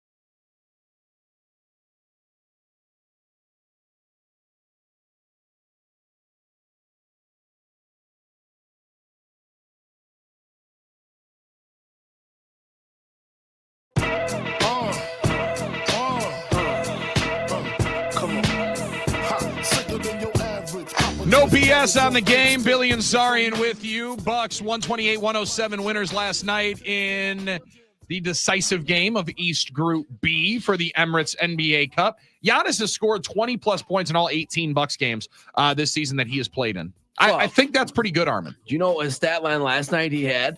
He had it in 3 quarters. He didn't play and that's fine. I mean, it's good for the Bucks. There's certain people that probably had him like points total points, assists, and rebounds together. Not good if you had the special, the over special, the points, rebounds, assists. Now I'm happy that it happened, that he played so well and the Bucks won so comfortably, but he's been dominant, no doubt about it. This is what he did in 28 minutes last night. 28 points, 7 rebounds, 8 assists, 10 for 11 shooting, just incredible stuff. Let's see, he was at 35, 43. So he was at 43 through 3 quarters. So you were feeling good if you you're feeling real good. If you had over 50 and a half, you were feeling good about that. I'll say all 8 points, 4 baskets, or it could have been 2 baskets, 4 rebounds, or an assist and a basket. It's almost good that you and I were working the Milwaukee Admirals game last night, so you weren't dialed in, just waiting for him to get up off the bench and say, "Doc, come on, I know we're up 22, but." Come on, right? 5 minutes? Don't you want to give him a little bit of burn? Well, and I saw the score at the end of 3, and I checked the box. I'm like, all right, I'm in good shape. I'm pacing well here, just assuming he'd play. But I wasn't watching the game, so I didn't know the game flow. Man. And you know what? That's fine. There's a bigger picture here than my $5. There is a bigger one. We got to go get a banner. Right, we got to get a banner. We got to keep Giannis, rested as much as we can to keep him, good and playing and well, playing real well. To keep him playing well, but keep him maintained health wise. So you know what? I consider that my $5 donation. Wow, I like that. Sportsbook. Yeah, I like that. That's an emotional hedge almost for you right there. It is. That works out well. But I want Justin and those guys to know down there on Canal Street, I'm taking an extra soda next time. Okay, I'm taking an extra. Oh, you're gonna be sip stealing on that one. I like that. I like that deal. Up no 2 doubt. Cups, all right. So I got you guys. So watch my Dr. Pepper in a double cup. Yeah. Our friend Chris on the NicoletLaw.com talking text line was at the ads game last night. Said, morning, guys. I like both teams, but tonight go Marquette. They got a big one going at Iowa State. Ames going to be rocking because there's nothing else to do on a beautiful Wednesday night in Ames, Iowa, than go and watch the Iowa State Cyclones take on the unbeaten 5th-ranked Marquette Golden Eagles. Very excited for that one coming up here tonight. They're able 5-point favorites, by the way, or 5.5 point favorites. So the Iowa State is, which seems right at home when you're going to play catch the a couple hotel. of points. I like that deal. There's a number of different messages that we've gotten on the NicoletLaw.com talking text line. Bucky Backer. Now, I think you would tend to understand how this guy leans in the rivalry. Okay. I have a dislike for MU basketball. Yeah, makes only sense. trumped by my hate for Marquette University High School. However, like the Bears, I respect Marquette. And Armin is a large reason why. My dislike is based on hating smug Tom Crean along with Wes Matthews Vander Blue for choosing MU over UW. Yeah, so a couple of things that don't surprise me there. I do get the sense that a lot of people didn't like on the Badgers. I didn't like Crean, and that was part of the rivalry. And the fact that Marquette succeeded with him, and they didn't like his personality. Crean came off a certain way. Whatever. Totally get why you wouldn't like Tom. But Crean. I feel I would think you would dislike Buzz Williams more. Maybe that was part of it too. I think some people didn't like Buzz. I love Buzz. There seemed to be a little more beef. That was hilarious. Like a little tension between the whole Crean Bo thing. Mm-hmm. I don't know if that's how much of that was true, but that was played up. But there seems to be like none of that with Shaka and Gard, who seem to be very, very, I don't know what the right term is, but very respectful of each other. And a lot of people seem to like Shaka as well. And a lot of people seem to not have almost like a Motor City Dan Campbell deal where we're like, I really wish you would, Yeah. I really wish I was able to dislike this guy more. I like Nick and Grafton. I was an 8th grader in Minneapolis for MU's Final Four run. I'm a diehard Badger fan, but I put on a Wade jersey for the weekend after Bucky lost. See, so there were many people that were saying the same thing. Even Decker said that once on Twitter. I thought that was interesting. That had to have made you smile. Well, Sam used to really go after Marquette on Twitter, and then he was like, you know what, I was younger and immature. Who are the people that went the hardest as Badgers against Marquette? I remember Brust is in the conversation. I remember he is the one. I mean, number one. Then it would probably be Decker. He used to, but he totally changed his kind of tune on that as he's gotten older. Okay, and he's been like, no, we used to like. You really want Butchie to. Butchie can't. Butchie loves Shaka. I mean, Butchie's too good at his job to do that also. And I think that's fair. Butchie's too honest. Butchie was never very tribalistic about things like that. Although people wanted, I wanted Butchie to go to Marquette. That was what my was your problem. That was my initial issue with him when he didn't. I wanted him to go to Marquette, Yeah, but you despised him for a run there. for a didn't you? good little time, I did go after Do your him. boys give you crap for hanging out with Brian Butch and being friends with Brian Butch now? There's one buddy of mine that Hated Brian Butch. that was from Appleton too, that went to Marquette with me. And he still I tell him over and over, he still thinks Butch will be biased against Marquette. I'm like, he's not biased against Marquette. Like, have you listened? He's like, I don't believe you, Armin. I'm like, I've talked to the guy. He's like, I don't believe you. So did he go to Appleton East? He went to Xavier. So Oh, of course, okay. that was the private school that Mike always talks about. You can't hate know? Butchie though. You can't. He's such a lovable polar bear. That's fair, Doug. And that's where I'm trying to think. Like, Most Marquette there's fans many don't. people that Yeah. that find good reason to despise really, really nice people. You go on MU Scoop. If you ask Marquette fans, they're almost to a T very happy when Butch does a Marquette game. Oh, Butch- really? Oh, yeah. I think people respected Brian's Oh, so work they down like there. him on the call more than Stephen Bardo, who seemingly is the Wisconsin basketball color analyst. He's been doing games Bardo for like 25 years in this state. I don't Like, get how he's on every call. I don't know. Maybe He's that'll on be like Butch. every single call. Yeah. So Even Robbie Hummel. Now, listen, I know Robbie Hummel is a very excited name in your house, so I don't want to make that an issue. But he is very much. he's so. very much a loved man in Yes. your household. Good guy though. Him and Butchie's stares at the Final Four are always fun because Yeah. you know that they still, if they could lace up the sneakers, they would be able to run for a good minute and a half. And that would be a minute and a half of one-on-one that I think everybody would like to see. 877-794-1973. We are going to take a timeout. We're going to get a caller queued up at 877-794-1973 for Who Do You Love? It is week 14 in the NFL. We're already gearing towards your picks. We've got a couple of contestants in, but you got to beat the guys to eat with the guys, and beating the guys has been a very difficult task over the last couple of weeks. We'll hear from Doug Russell at the news desk on the other side. Lance Allen in 20 minutes. It's No BS with Billy and Sarian on the game.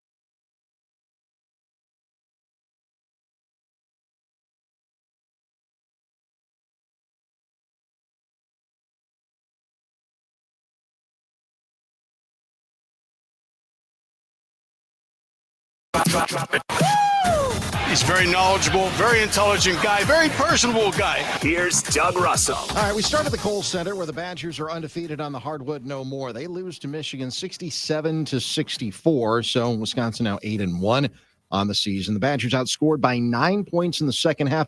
There were chances to win this one. You know, we had good looks. You go 6 for 27 from 3. And as I told the team, this is the lowest possession game we've had all year. So when you get in these type of games, the ability to defend, we didn't defend the paint well. Rebounding, we gave up too many offensive rebounds in the first half. A lot of them were all long rebounds and wild possessions. And then untimely turnovers. That about sums it up. Badgers coach Greg Gard. It's all of it. Wisconsin now gets number 5 Marquette Saturday. And I don't know, have you guys been talking about this? We mentioned it a couple of times. Yeah, I mentioned it once or twice. It's true, though, about the interesting, really quick about the possessions and the pace. The Badgers were one of the top 5th of pace in KenPom until last night. Yeah. Last night dropped their pacing a lot. So it's just early in the year how those things go. And one game can affect that. But. Yeah, big swings early on when you've only played now 9 games for Wisconsin. The Golden Eagles, of course, they're at number 6 Iowa State tonight. All right, let's talk some football. Week 14 begins tomorrow with one of the marquee regular season games of 2024. The Packers, of course, at Detroit. One of the biggest stories, of the year in Green Bay has been their 2 big free agent acquisitions, Josh Jacobs and Xavier McKinney. They just attack everything the right way in terms of how they prepare, how they compete. And I think they've got some natural leadership skills and natural leadership ability, but it's because of how they approach the game and how they practice and how they are in meetings and how consistent they are on a daily basis. Packers coach Matt LaFleur, kickoff tomorrow night at 7:20. Game day starts at 3 live from Potawatomi Sportsbook. That's what I'm talking about. Potawatomi Sportsbook tomorrow is going to be lit up. It's going to be so much fun. Can't wait. So much fun. One other Packers note, Mike Holmgren and Sterling Sharp, one big step closer to Canton. Holmgren coached the Packers to Super Bowl 31, the championship, and then the next year Super Bowl 32, which they famously lost. 1992 to 1998, the single coach from among 9 semifinalists recommended to Hall voters.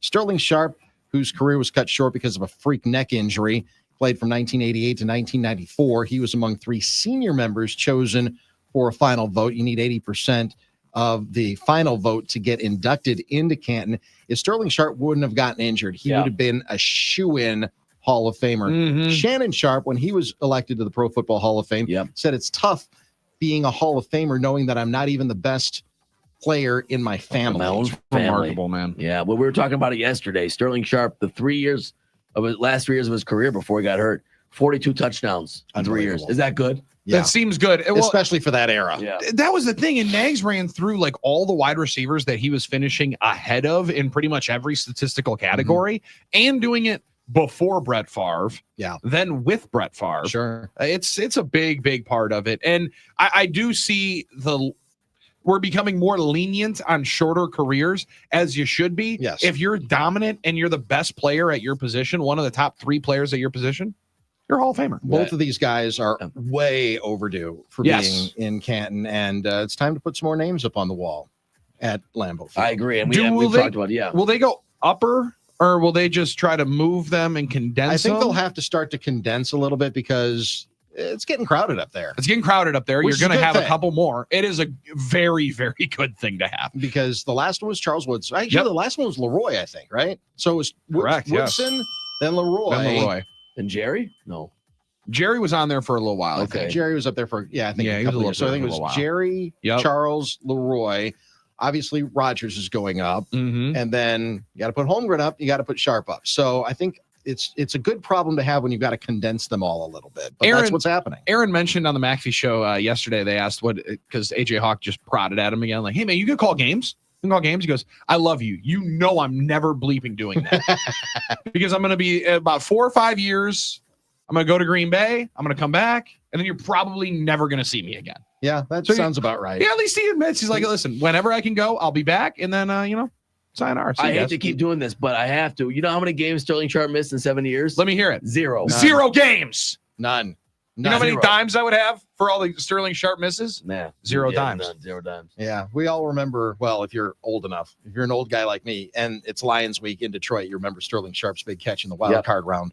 Well, Doug, I'm glad you brought that up. I actually was not around for that. However, I have seen it copious amounts of times. Yeah. Thankfully, because of this young man right over Oh, here. very nice. Because watch it. I said to I watch have it. watched the NFL Greatest Games, NFL Films hour-and-a-half documentary, I think 6 times, because Armin's brought it up 11,600 times. And it's also been a Packers Prime rebroadcast Come during on the now. summer a couple times as well. All right, let's talk some hoop for a second. For the second straight season, the Bucks are moving on in the NBA Cup. The nod of approval. Here's Dame, Atax. Oh, that's a play by Brook. Oh my goodness. Oh my goodness. The Bucks have hit the century mark with 6 minutes to play in the third. Good ball movement on that play. Lisa Byington on FanDuel Sports with a call. That little tap back from Brooke was hilarious. Yeah. Everything was working last night. though. It was fun to watch. The Bucks beat the Pistons 128-107. Milwaukee clinches East Group B. East Group B. Our spot. Top spot. Our offense was amazing. We shot 56% This guy. from the that two vibe. and from the three. The ball movement to me just stood out, 26 assists. But it was our defense to me where we got our hands. We got a lot of deflections. I thought Gary Trent and TP had their hands all, and Dre, those 3 guys, they just had their hands everywhere. Doc Rivers, that was a fun No game to pause. watch. Talk about a 180 from the way the season started. No. Our kidding. offense is great. Offense is great. Uh, I don't know that he's the greatest coach of all time. He's by far the best soundbite in the NBA. We love it. There's no one better. He's as a guy who edits him every night. Awesome. Oh, he's so much fun. Gives you so much. Finally, this one. The WIAA is acknowledging they made mistakes in leaving out Greenfield and Madison West Let's out of go. the football playoffs in October. Justice for Greenfield. Mm-hmm. Well, how much No? justice? Oh. Instead, Pewaukee and Edgewood got in. So to break it down, there are 224 teams that they had to seed. There are tiebreakers that are too complicated to get into on the radio. That said, in the playoff seeding meeting, Travis Wilson from WisSports.net, he was there. He was crunching the numbers and told the WIAA in almost real time, hey, I think you guys are making a mistake here. Told them that I've done the numbers, I've done the math. You guys are wrong way back in October. So how much justice is there Well, yeah. when the WIAA did nothing That's weird. until yesterday when they said, yeah, I'm sorry about that, our bad. You know, Yeah. I listen, and Billy knows this. All right, I'm an alum of the Greenfield High School Hustlin' Hawks. Getting to the playoffs is a big deal for us. We're not good enough to be like, that's a big deal. Come on, don't take our playoff spot away. Yeah, But- it's disappointing. It's disappointing because they knew. Yeah. They knew Yeah. that the mistake was made and did nothing So about it. What are we doing here? So is You know? that to your point, is that justice or is that arrogance that they said, you know what, we're just gonna ride this one out there, Trav? A little bit of both. Yeah, a little bit of both. It's well said because actually in real time, we played Pewaukee a couple of weeks before, and Pewaukee, good football team. Yeah. Now they went to the Classic 8. They played a bunch of D1 schools. Like Yeah. that's a brutal schedule to go through. But one of their youth coaches, I believe it was, tweeted out that night, like, hey man, our boys fought. They played really, really well. It's been a great season, but we're gonna miss the playoffs due to tiebreaker. The next day, I'm watching the reveal show and I'm like, yeah, son of a gun, they're in. Well, somebody messed up. Yeah, somebody did mess up. Somebody I'm not a coach, Billy. You are. I think the tough thing is like you're trying to teach kids, like, if you earn, you can earn what you get. You play by the rules, fair play, this and that. You deserve to be here. How do you tell your kids, like, I'm sorry, they just don't care enough to get it right? So whose head rolls then in Stevens Point? Because this Yeah. was an egregious mistake that they knew that they should have corrected. It's one Yeah. thing if nobody corrected the mistake and nobody saw the mistake, Sure. and it was, oh man, sorry about that. We screwed up. Hold on. We can try to make let's check this this right. out. Yeah. But they knew. Yeah. This is the WIAA just going all WIAA. This is the most nincompoop, nonsensical organization that punishes kids for adults' mistakes. They did it with the MPS. They did it Right. with Greenfield. They did it with Pewaukee. The They tough- did it with Madison East. Madison East. The toughest thing about this is like, and I totally hear it, Armin, right? Like that you get what you deserve. Yep. I'll tell you what the life lesson is, and it's not a good one necessarily to think of, but it's a fact. Life ain't fair. It ain't fair. Life ain't Right? fair. Unfortunately, Life yeah. ain't fair, It's too and bad. it's all about how you react to things that are done wrong towards you. It doesn't help because those seniors deserve to be able to go and play another game, Yeah. and that part of it's never going to get taken away. But it's a brutal life lesson in one of the toughest ways of sometimes it's just not fair and things happen to the wrong people. Who's running this organization? Because I don't. Sadly, we know. Yeah, we do know. I don't know what they do right. It's a very fair question there, Doug. Very, very, very, very fair question. I can't disagree It's with a you, Doug. very fair question. You know? It's just like as I'm watching it, and I had numerous questions about the seating process this year. Oconomowoc got jobbed. Oconomowoc got jobbed. I mean, like there's a number of them, but they do it yearly. So it's one of those where it's difficult to.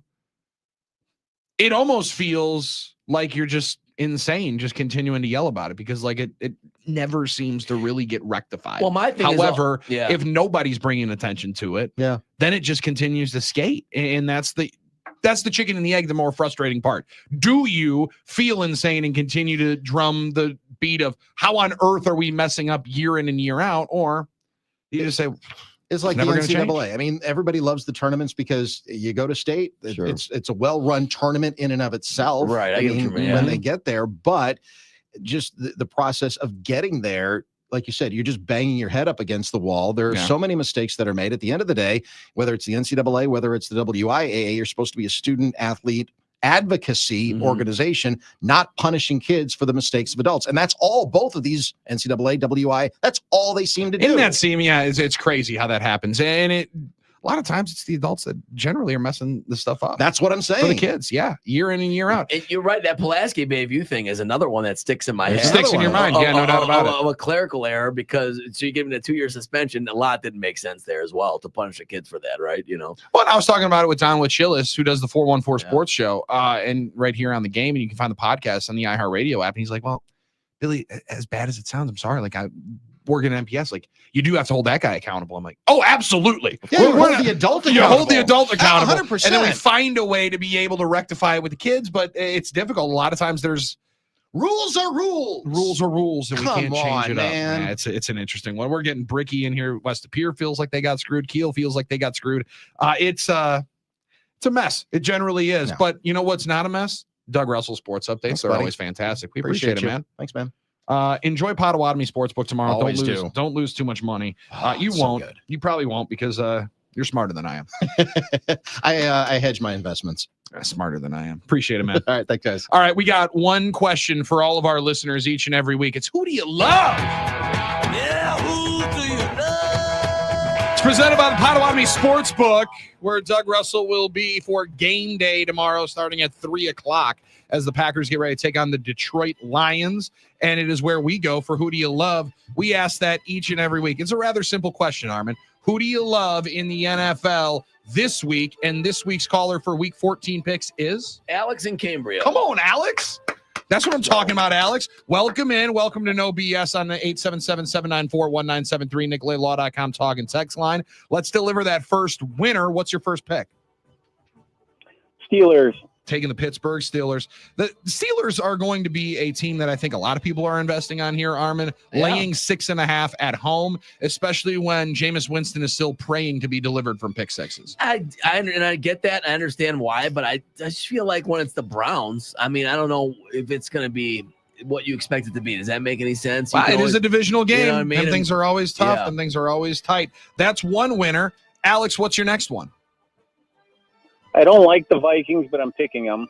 So I'll pick one. Yeah, that I've makes been there. that I've makes been some there. sense. Armin does it seemingly week in and week out, but Armin laying 5.5 now. They were 4.5 point favorites on Monday, 5-point favorites Tuesday. Wednesday comes around 5.5. This thing gonna keep going up till Sunday. Yeah, and that is kind of a lot of points as well. Obviously, the Vikings, what concerns you is they constantly win these close games. They find a way to win, but sometimes they don't cover. However, you know, you're looking at a Falcons team. What do you really expect for them going into US Talk about Bank? Jekyll and Hyde teams. Yeah, exactly. The Atlanta Falcons, I have no clue. No clue. So Kirk Chains, though. I could see him win by a touchdown. The Kirk Vikings, Cousins I mean. revenge game Yeah, that's another factor. could in be this. very, very interesting. It's There's- one that I'm watching. I'll There's tell you that much. Another motivating factor there, and you know, maybe I sound like a hater, but when is the Vikings' luck going to run out? I mean, when's the pump? That's I a fair mean, question. in terms of the way they win games, I'm Yeah. not saying they're not a decent team. O'Connell's a good coach, but it seems like they've won a lot more than an inordinate amount of the close games again as they did 2 years ago. Alex, what's your third pick? I think Josh Allen wants to go to the Super Bowl, hopefully against the Packers. So the Bills. I think he wants to go to the Super Bowl too. I think he wants to go to the Super Bowl as well. They lay 4.5. at the LA Rams, who, you want to talk about confounding teams, Rams get a win last week. They didn't look great in it. However, they do cover, and they are right there in the midst of the NFC West battle. They are, and the Bills sure look awfully good, but they're going all the way west to play in the, not a Bills-like environment. But, I think that's overblown a little bit, Billy, because, I'm sure the Bills like to play in good weather too. And guess what? I assume the Bills will probably have a bunch of fans there in LA because there's not that many Rams fans. I'm sorry, there's just not. Let's get your next pick, Alex. What are we going? The 49ers in the Dirt Bowl. In the dirt bowl against the Chicago Bears, laying 4. Niners need to get a win, and they need one quick, Armin. Well, they absolutely do. And then you kind of wonder, is the wind out of their sails, Billy, right? After last week, after the Bills game, are they going to really feel that? No McCaffrey. However, the Bears are the Bears. And I could see them getting a new coach bounce a little bit. The Bears haven't been as awful as their record. So I'd probably go the other way here, but that's just me. I'm not trying to tell Alex what to do. Not telling anybody what to invest, but maybe giving a hint as to where he'll go coming up on Friday. All right, Alex, your last pick. Where are we headed? The Eagles, and that's my lock. Taking the Philadelphia Eagles, locking in the Eagles. Alex, that's not a bad bet. I will tell you that much right now because the Philadelphia Eagles are rolling. They lay 12.5 Armin against the Carolina Panthers. A lot of wood, and we've heard from Trey, the Panthers. I mean, Trey's Bryce like Young, it. Keep pounding. He's saying, come on now. He's been playing better. However, it's in Philadelphia. It's the Eagles. It's 12.5, but they could easily cover this. They're playing one of as well as any. Very well these teams could. there are Oh, right yeah. now, No so. doubt about it. Alex, great work here on Who Do You Love? We appreciate the selections. Find out next week how you fare in Who Do You Love? Thanks, guys. Thanks a lot. Thank you, man. That's our friend Alex from Cambria. He's up on the NicolaitLaw.com talking text line, which is 877-794-1973. That's where you can join the program each and every day on the text version or the call version as well. But on the other side, we're going to take maybe a text or two. If you got a question for our friend Hollywood Lance Allen, we got questions. Yeah, and I see him. We got questions that we are supposed to ask Lance Allen. I got burning ones here. We got notes, baby. We got notes. We got paper. We got Hollywood Lance Allen, Sportscaster of the Year finalist in the state of Wisconsin, and my co-host on Badger Football Postgame Show on the other side. It's no BS. It's Billy and Sarian. It's the game.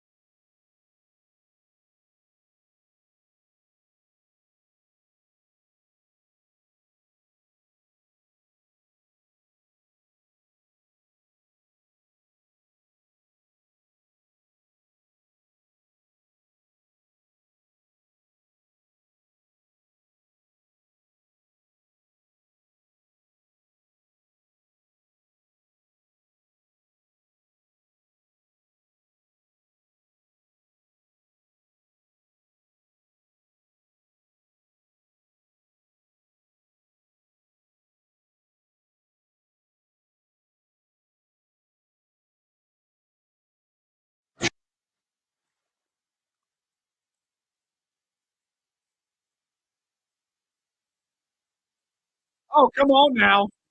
There's a new world order of sports directing at CBS 58 here on No BS. For life.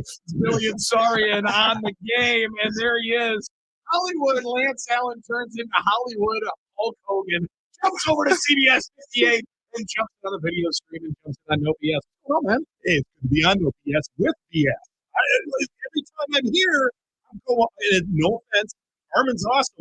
But you're like ducking and weaving, man. Like I see you on the post-game show, but then all of a sudden, I don't know what's going on, man. It's Thank been a God. while. Oh, listen, thank God they got rid of this load management deal because Yes. it's outrageous. we need to be able to management. get you in here and be able to chop it up and hang out. That stash is phenomenal, by the Well, way, thank brother. you. I haven't seen Thank you you. since Thank the last. you. That is That's the one you used to have. stellar. Yeah. I think is he taking the lead, Armin? I don't know. Maybe he has to take over because now you're clean shaven. That's right. You're on Prim now, and baby. proper, Yeah, baby. You're that's a back. tough one. Here we go. I'm back. Lance is back, baby. Do you already miss the stash? Now, sorry, that's not on the talking points. I apologize. That's okay. That's an okay. outside question. Do you To miss a the stash degree, already? It was like a flip of the coin. There were some people who were like, "Hey, that looks awesome. You're Ted Lasso. You're Tom Selleck. You're, Right.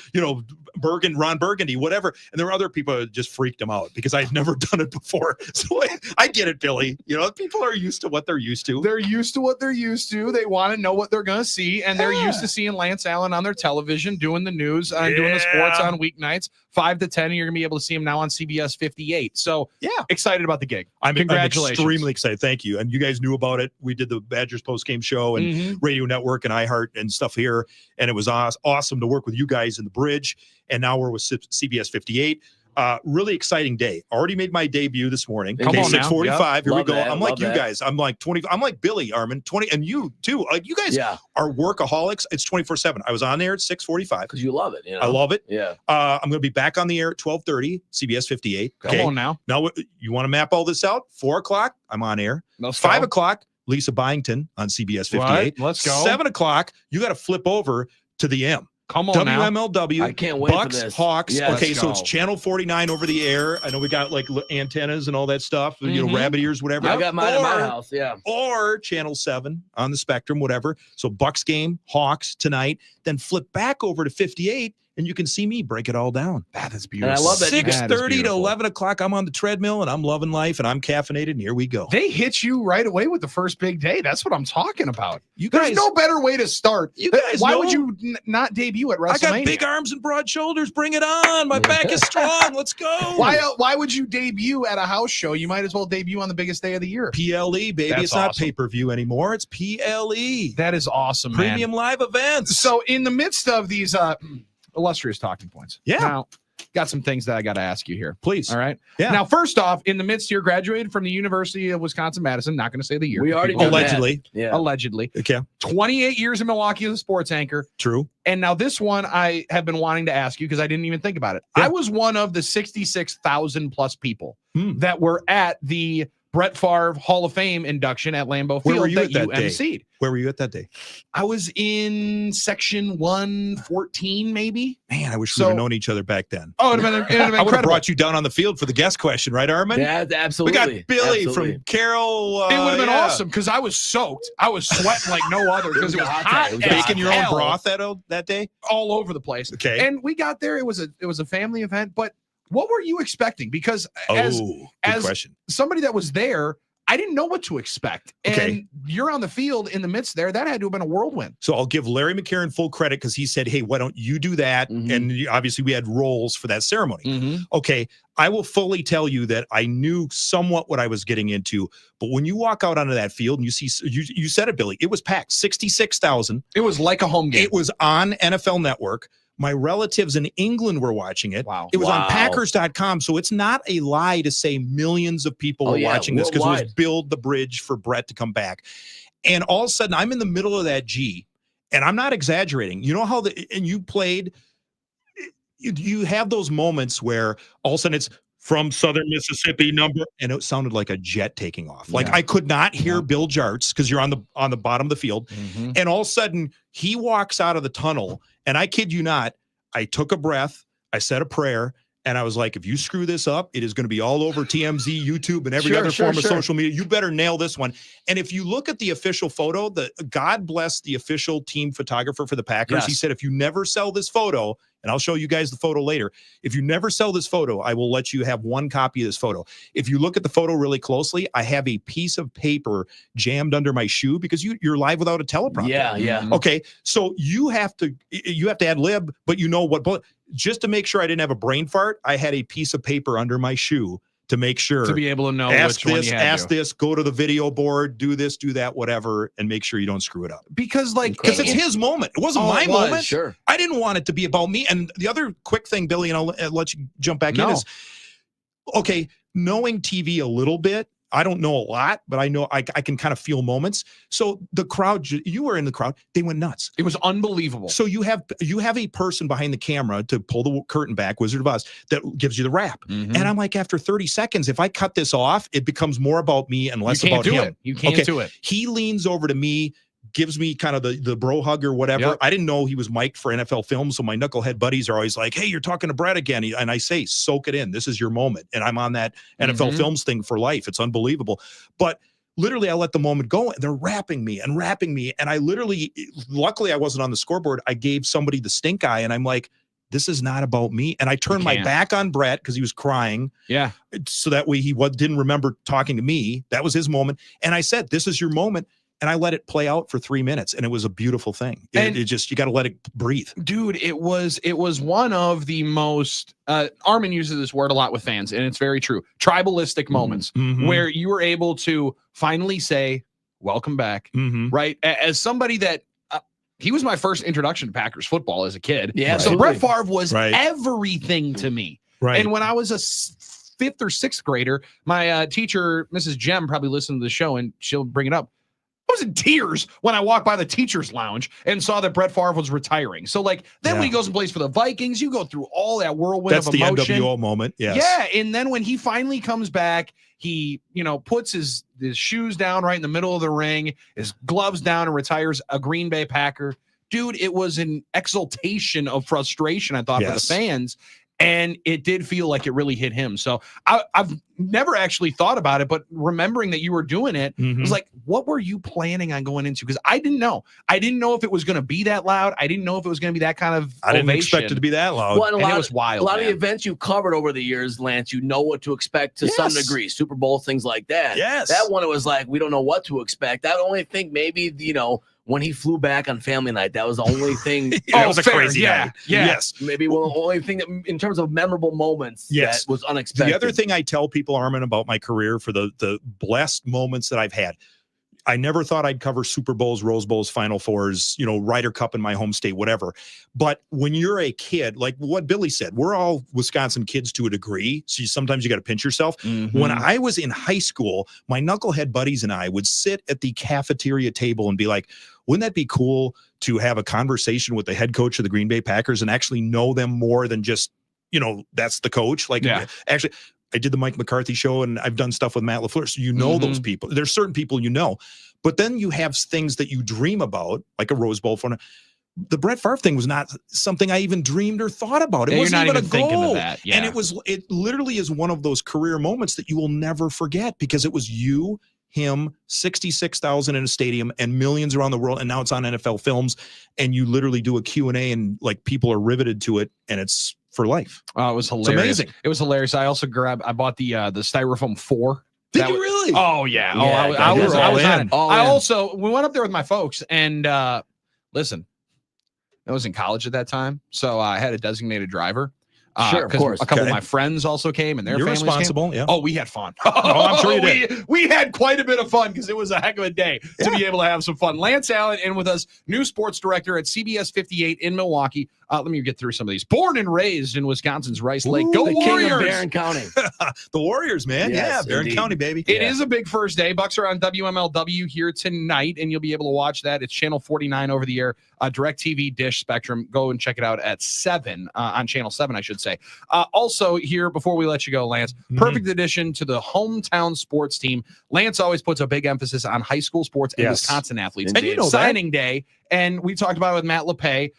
It's one of my favorite parts of high school sports is the guys that then get to go to the University of Wisconsin. big day for some of those young men, and always fun to be able to tell those stories. Quick today. story. The reason why I have the relationship I have with JJ Watt, we were the only ones to show up at his signing day. And you probably When he remember went to Central Michigan. you remember the story. He was going to go to Central Michigan. Brian Kelly left and went to Cincinnati. He was going to go to Minnesota. Glenn Mason got fired. So we roll up at Pewaukee High School, and he's wearing a burgundy shirt with a yellow tie, which happened to be the same colors as Central Michigan. I go, hey, JJ, congratulations, on going. Flipped his commitment back to Central Michigan. That's why he went to Central Michigan. And I've got the video on my phone. Skinny kid, 2-star athlete. Who would have thought? And now he was a tight end. Watt. Incredible. But He was a tight end, once right? again, another community guy that remembers you were the only one there at my signing day. And long memory, special relationship. Means a ton to him. These are some of the more fun days though, when signing day. Absolutely. We And said doing- the graphics department gets themselves a good day. And I'm a community guy wearing the Carroll stuff or whatever. Yeah. I've done stories at Carroll. I've done stories at local colleges, high schools, Arrowhead. You have associates with Armin. I know, Mr. Greenfield over there. Indeed. We just did a story on Greenfield Monday night of a young man who going through something and needs some help. And those are the stories that we need to do. And that's what hometown truly means, being in the community. Well, and now I'm not just going to say things nice just because you're in here, but one of my favorite things that you guys do over at 58 is tell some good stories. And now, I'm not trying to say that the news is all sad, right? But good Lord, let's get some positivity in this place. Right. I am, and I Beacon of appreciate positivity. that you're going to be on the station that actually It's stresses a new good day. things that Yes, are it going on. is. I'm the beacon of positivity. Hey, man. that's a scary thing to bring up. You saw what happened to the New Day. I did. It How was. did you get Big E? I don't know. It's poor Big E. I like Big E. He's He's an Iowa guy. trying to come back. I know. He's got to team up with Mike Daniels. That was his former defensive lineman. in Okay, Iowa. I So like maybe that. maybe they're going to be a new tag team. Go after Kofi and I'm like that. I know. It's He's just trying, man. low. He's trying to come back. It's just low. It's low. Mikey anymore. Armin's just nodding his head going, what? No, I know exactly what you're talking about. I mean, they were friends for 10 years. They were a tag team for 10 years. My man One of breaks the his greatest neck. tag teams ever. Breaks his neck. And they were saying last night, you don't even want to come You back. abandoned us. You abandoned us. No. Well, we know it's okay. We know Anson's back, and that's the important thing. A lot of great texts from a lot of great texts wishing you well, welcoming you back. A lot of excitement that you're back on the air, and with CBS. And we're gonna find a good opportunity to get Lance Allen onto this microphone. I think a little so. More consistently, Yes, especially on Wednesday. So appreciate it, man. Congratulations No again. problem, We'll be brothers. watching tonight. We are the new day. The new day. The try tag team. I love like that one a lot. That's Lance Allen, CBS 58. Watch him tonight on CBS 58, as well as Bucks and Hawks on the MWMLW 49 over the air, Channel 7 on your Spectrum DirecTV as well. It is no BS. We round third, head for home. We'll hand it off to Mike Keller coming up in about 20 minutes right here on the game.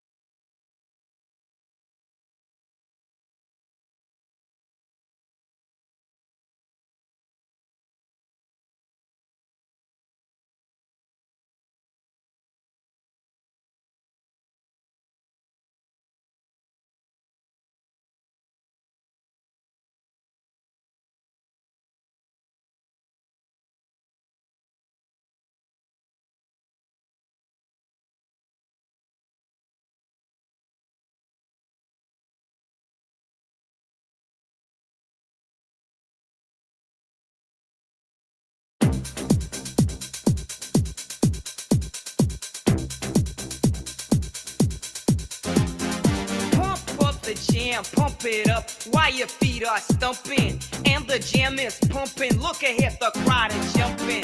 Pump it up a little more, get the party going on the dance floor. See, cause that's where the party's at, and you find out if you do that.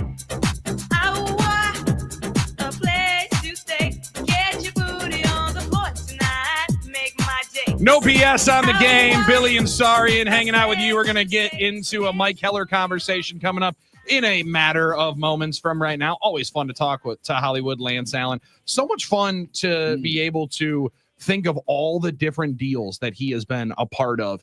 And that Brett Favre one, Armin, was just the start of it, but that was a hell of a night.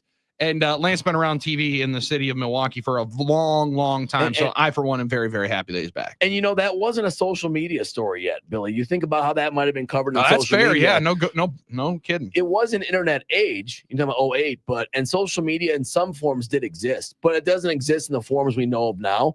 And it didn't take the hold we know of now. So that's why his reporting and everybody's reporting was very important at the time. You know what I mean? And Lance doing that. So no doubt about it. And Billy, you know, if you grew up in this area, if you grew up in Wisconsin as a sports fan and my age of our vintage, right, in the 90s and 2000s, you grew up with Lance and Lance delivering a lot of the important stories, hosting a lot of the important things. So it's just awesome that those things are not going to change. Now Lance on CBS 58 here in Milwaukee. So interesting to discuss coming up with our friend Mike Heller, a couple of things in college football. Very interested for this one. First off, Fresno State working towards a 5-year deal to hire USC assistant head coach for defense, Matt Entz, as their next head coach. Entz was the head coach and won a pair of national titles at North Dakota State. Okay. He left last year to go be an assistant on the defense and associate head coach with Lincoln Riley at USC. Okay. Got a nice payday, and now he's into the into Division I head coaching. The carousel is going to start now, Billy. It is, and the transfer portal carousel is hitting Wisconsin.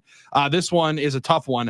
Badgers freshman wide receiver Trech Kekahuna entering the transfer portal. Sources telling Pete Thamel and ESPN caught 25 balls for 340 yards, 2 scores, and a score, or both of those scores on 6 catches and 134 against Purdue. Also put in here, he will be working with Harlow Sports on his transfers. Yeah, so you know what that comes down to. You know, not great news, but you know, these things are going to happen, right? This is the transient nature of college football now. So it is some things to talk about. No doubt about it. We got a lot to talk about with Mike Heller. Also transfer portal, also high school signings as well. Nick Brusewitz is there as well. So we'll get into them onto the other side. We'll take a 21-hour timeout, and then we'll be back coming up tomorrow at 9. But we're going to hang out, hand it off to Mike Heller on the other side. Armin, great work here today. Indeed, Billy, you too as well. Refresh that ESPN Plus subscription. I'll make sure I have it tonight. Don't send it to Butchie, and let's watch Marquette take care of business here tonight. You know, can't Butchie get a comp one or something like that? Can he get his own? You would have thought. Can't they give him like a free pass? Like come on, man. Yeah, you would think Brian would be able to get himself a deal, but you'd also think, you know, that iHeartRadio app would have a part of that as well. So this has been No BS with Billy and Sarian. We'll hand it off to the Mike Heller Show on the other side. I'll be with Drew and KB at the football feast tonight, Buffalo Wild Wings, West Dallas on Highway 100. Be there or be square and be here on the other side. We hang out with Mike Heller right here on the game.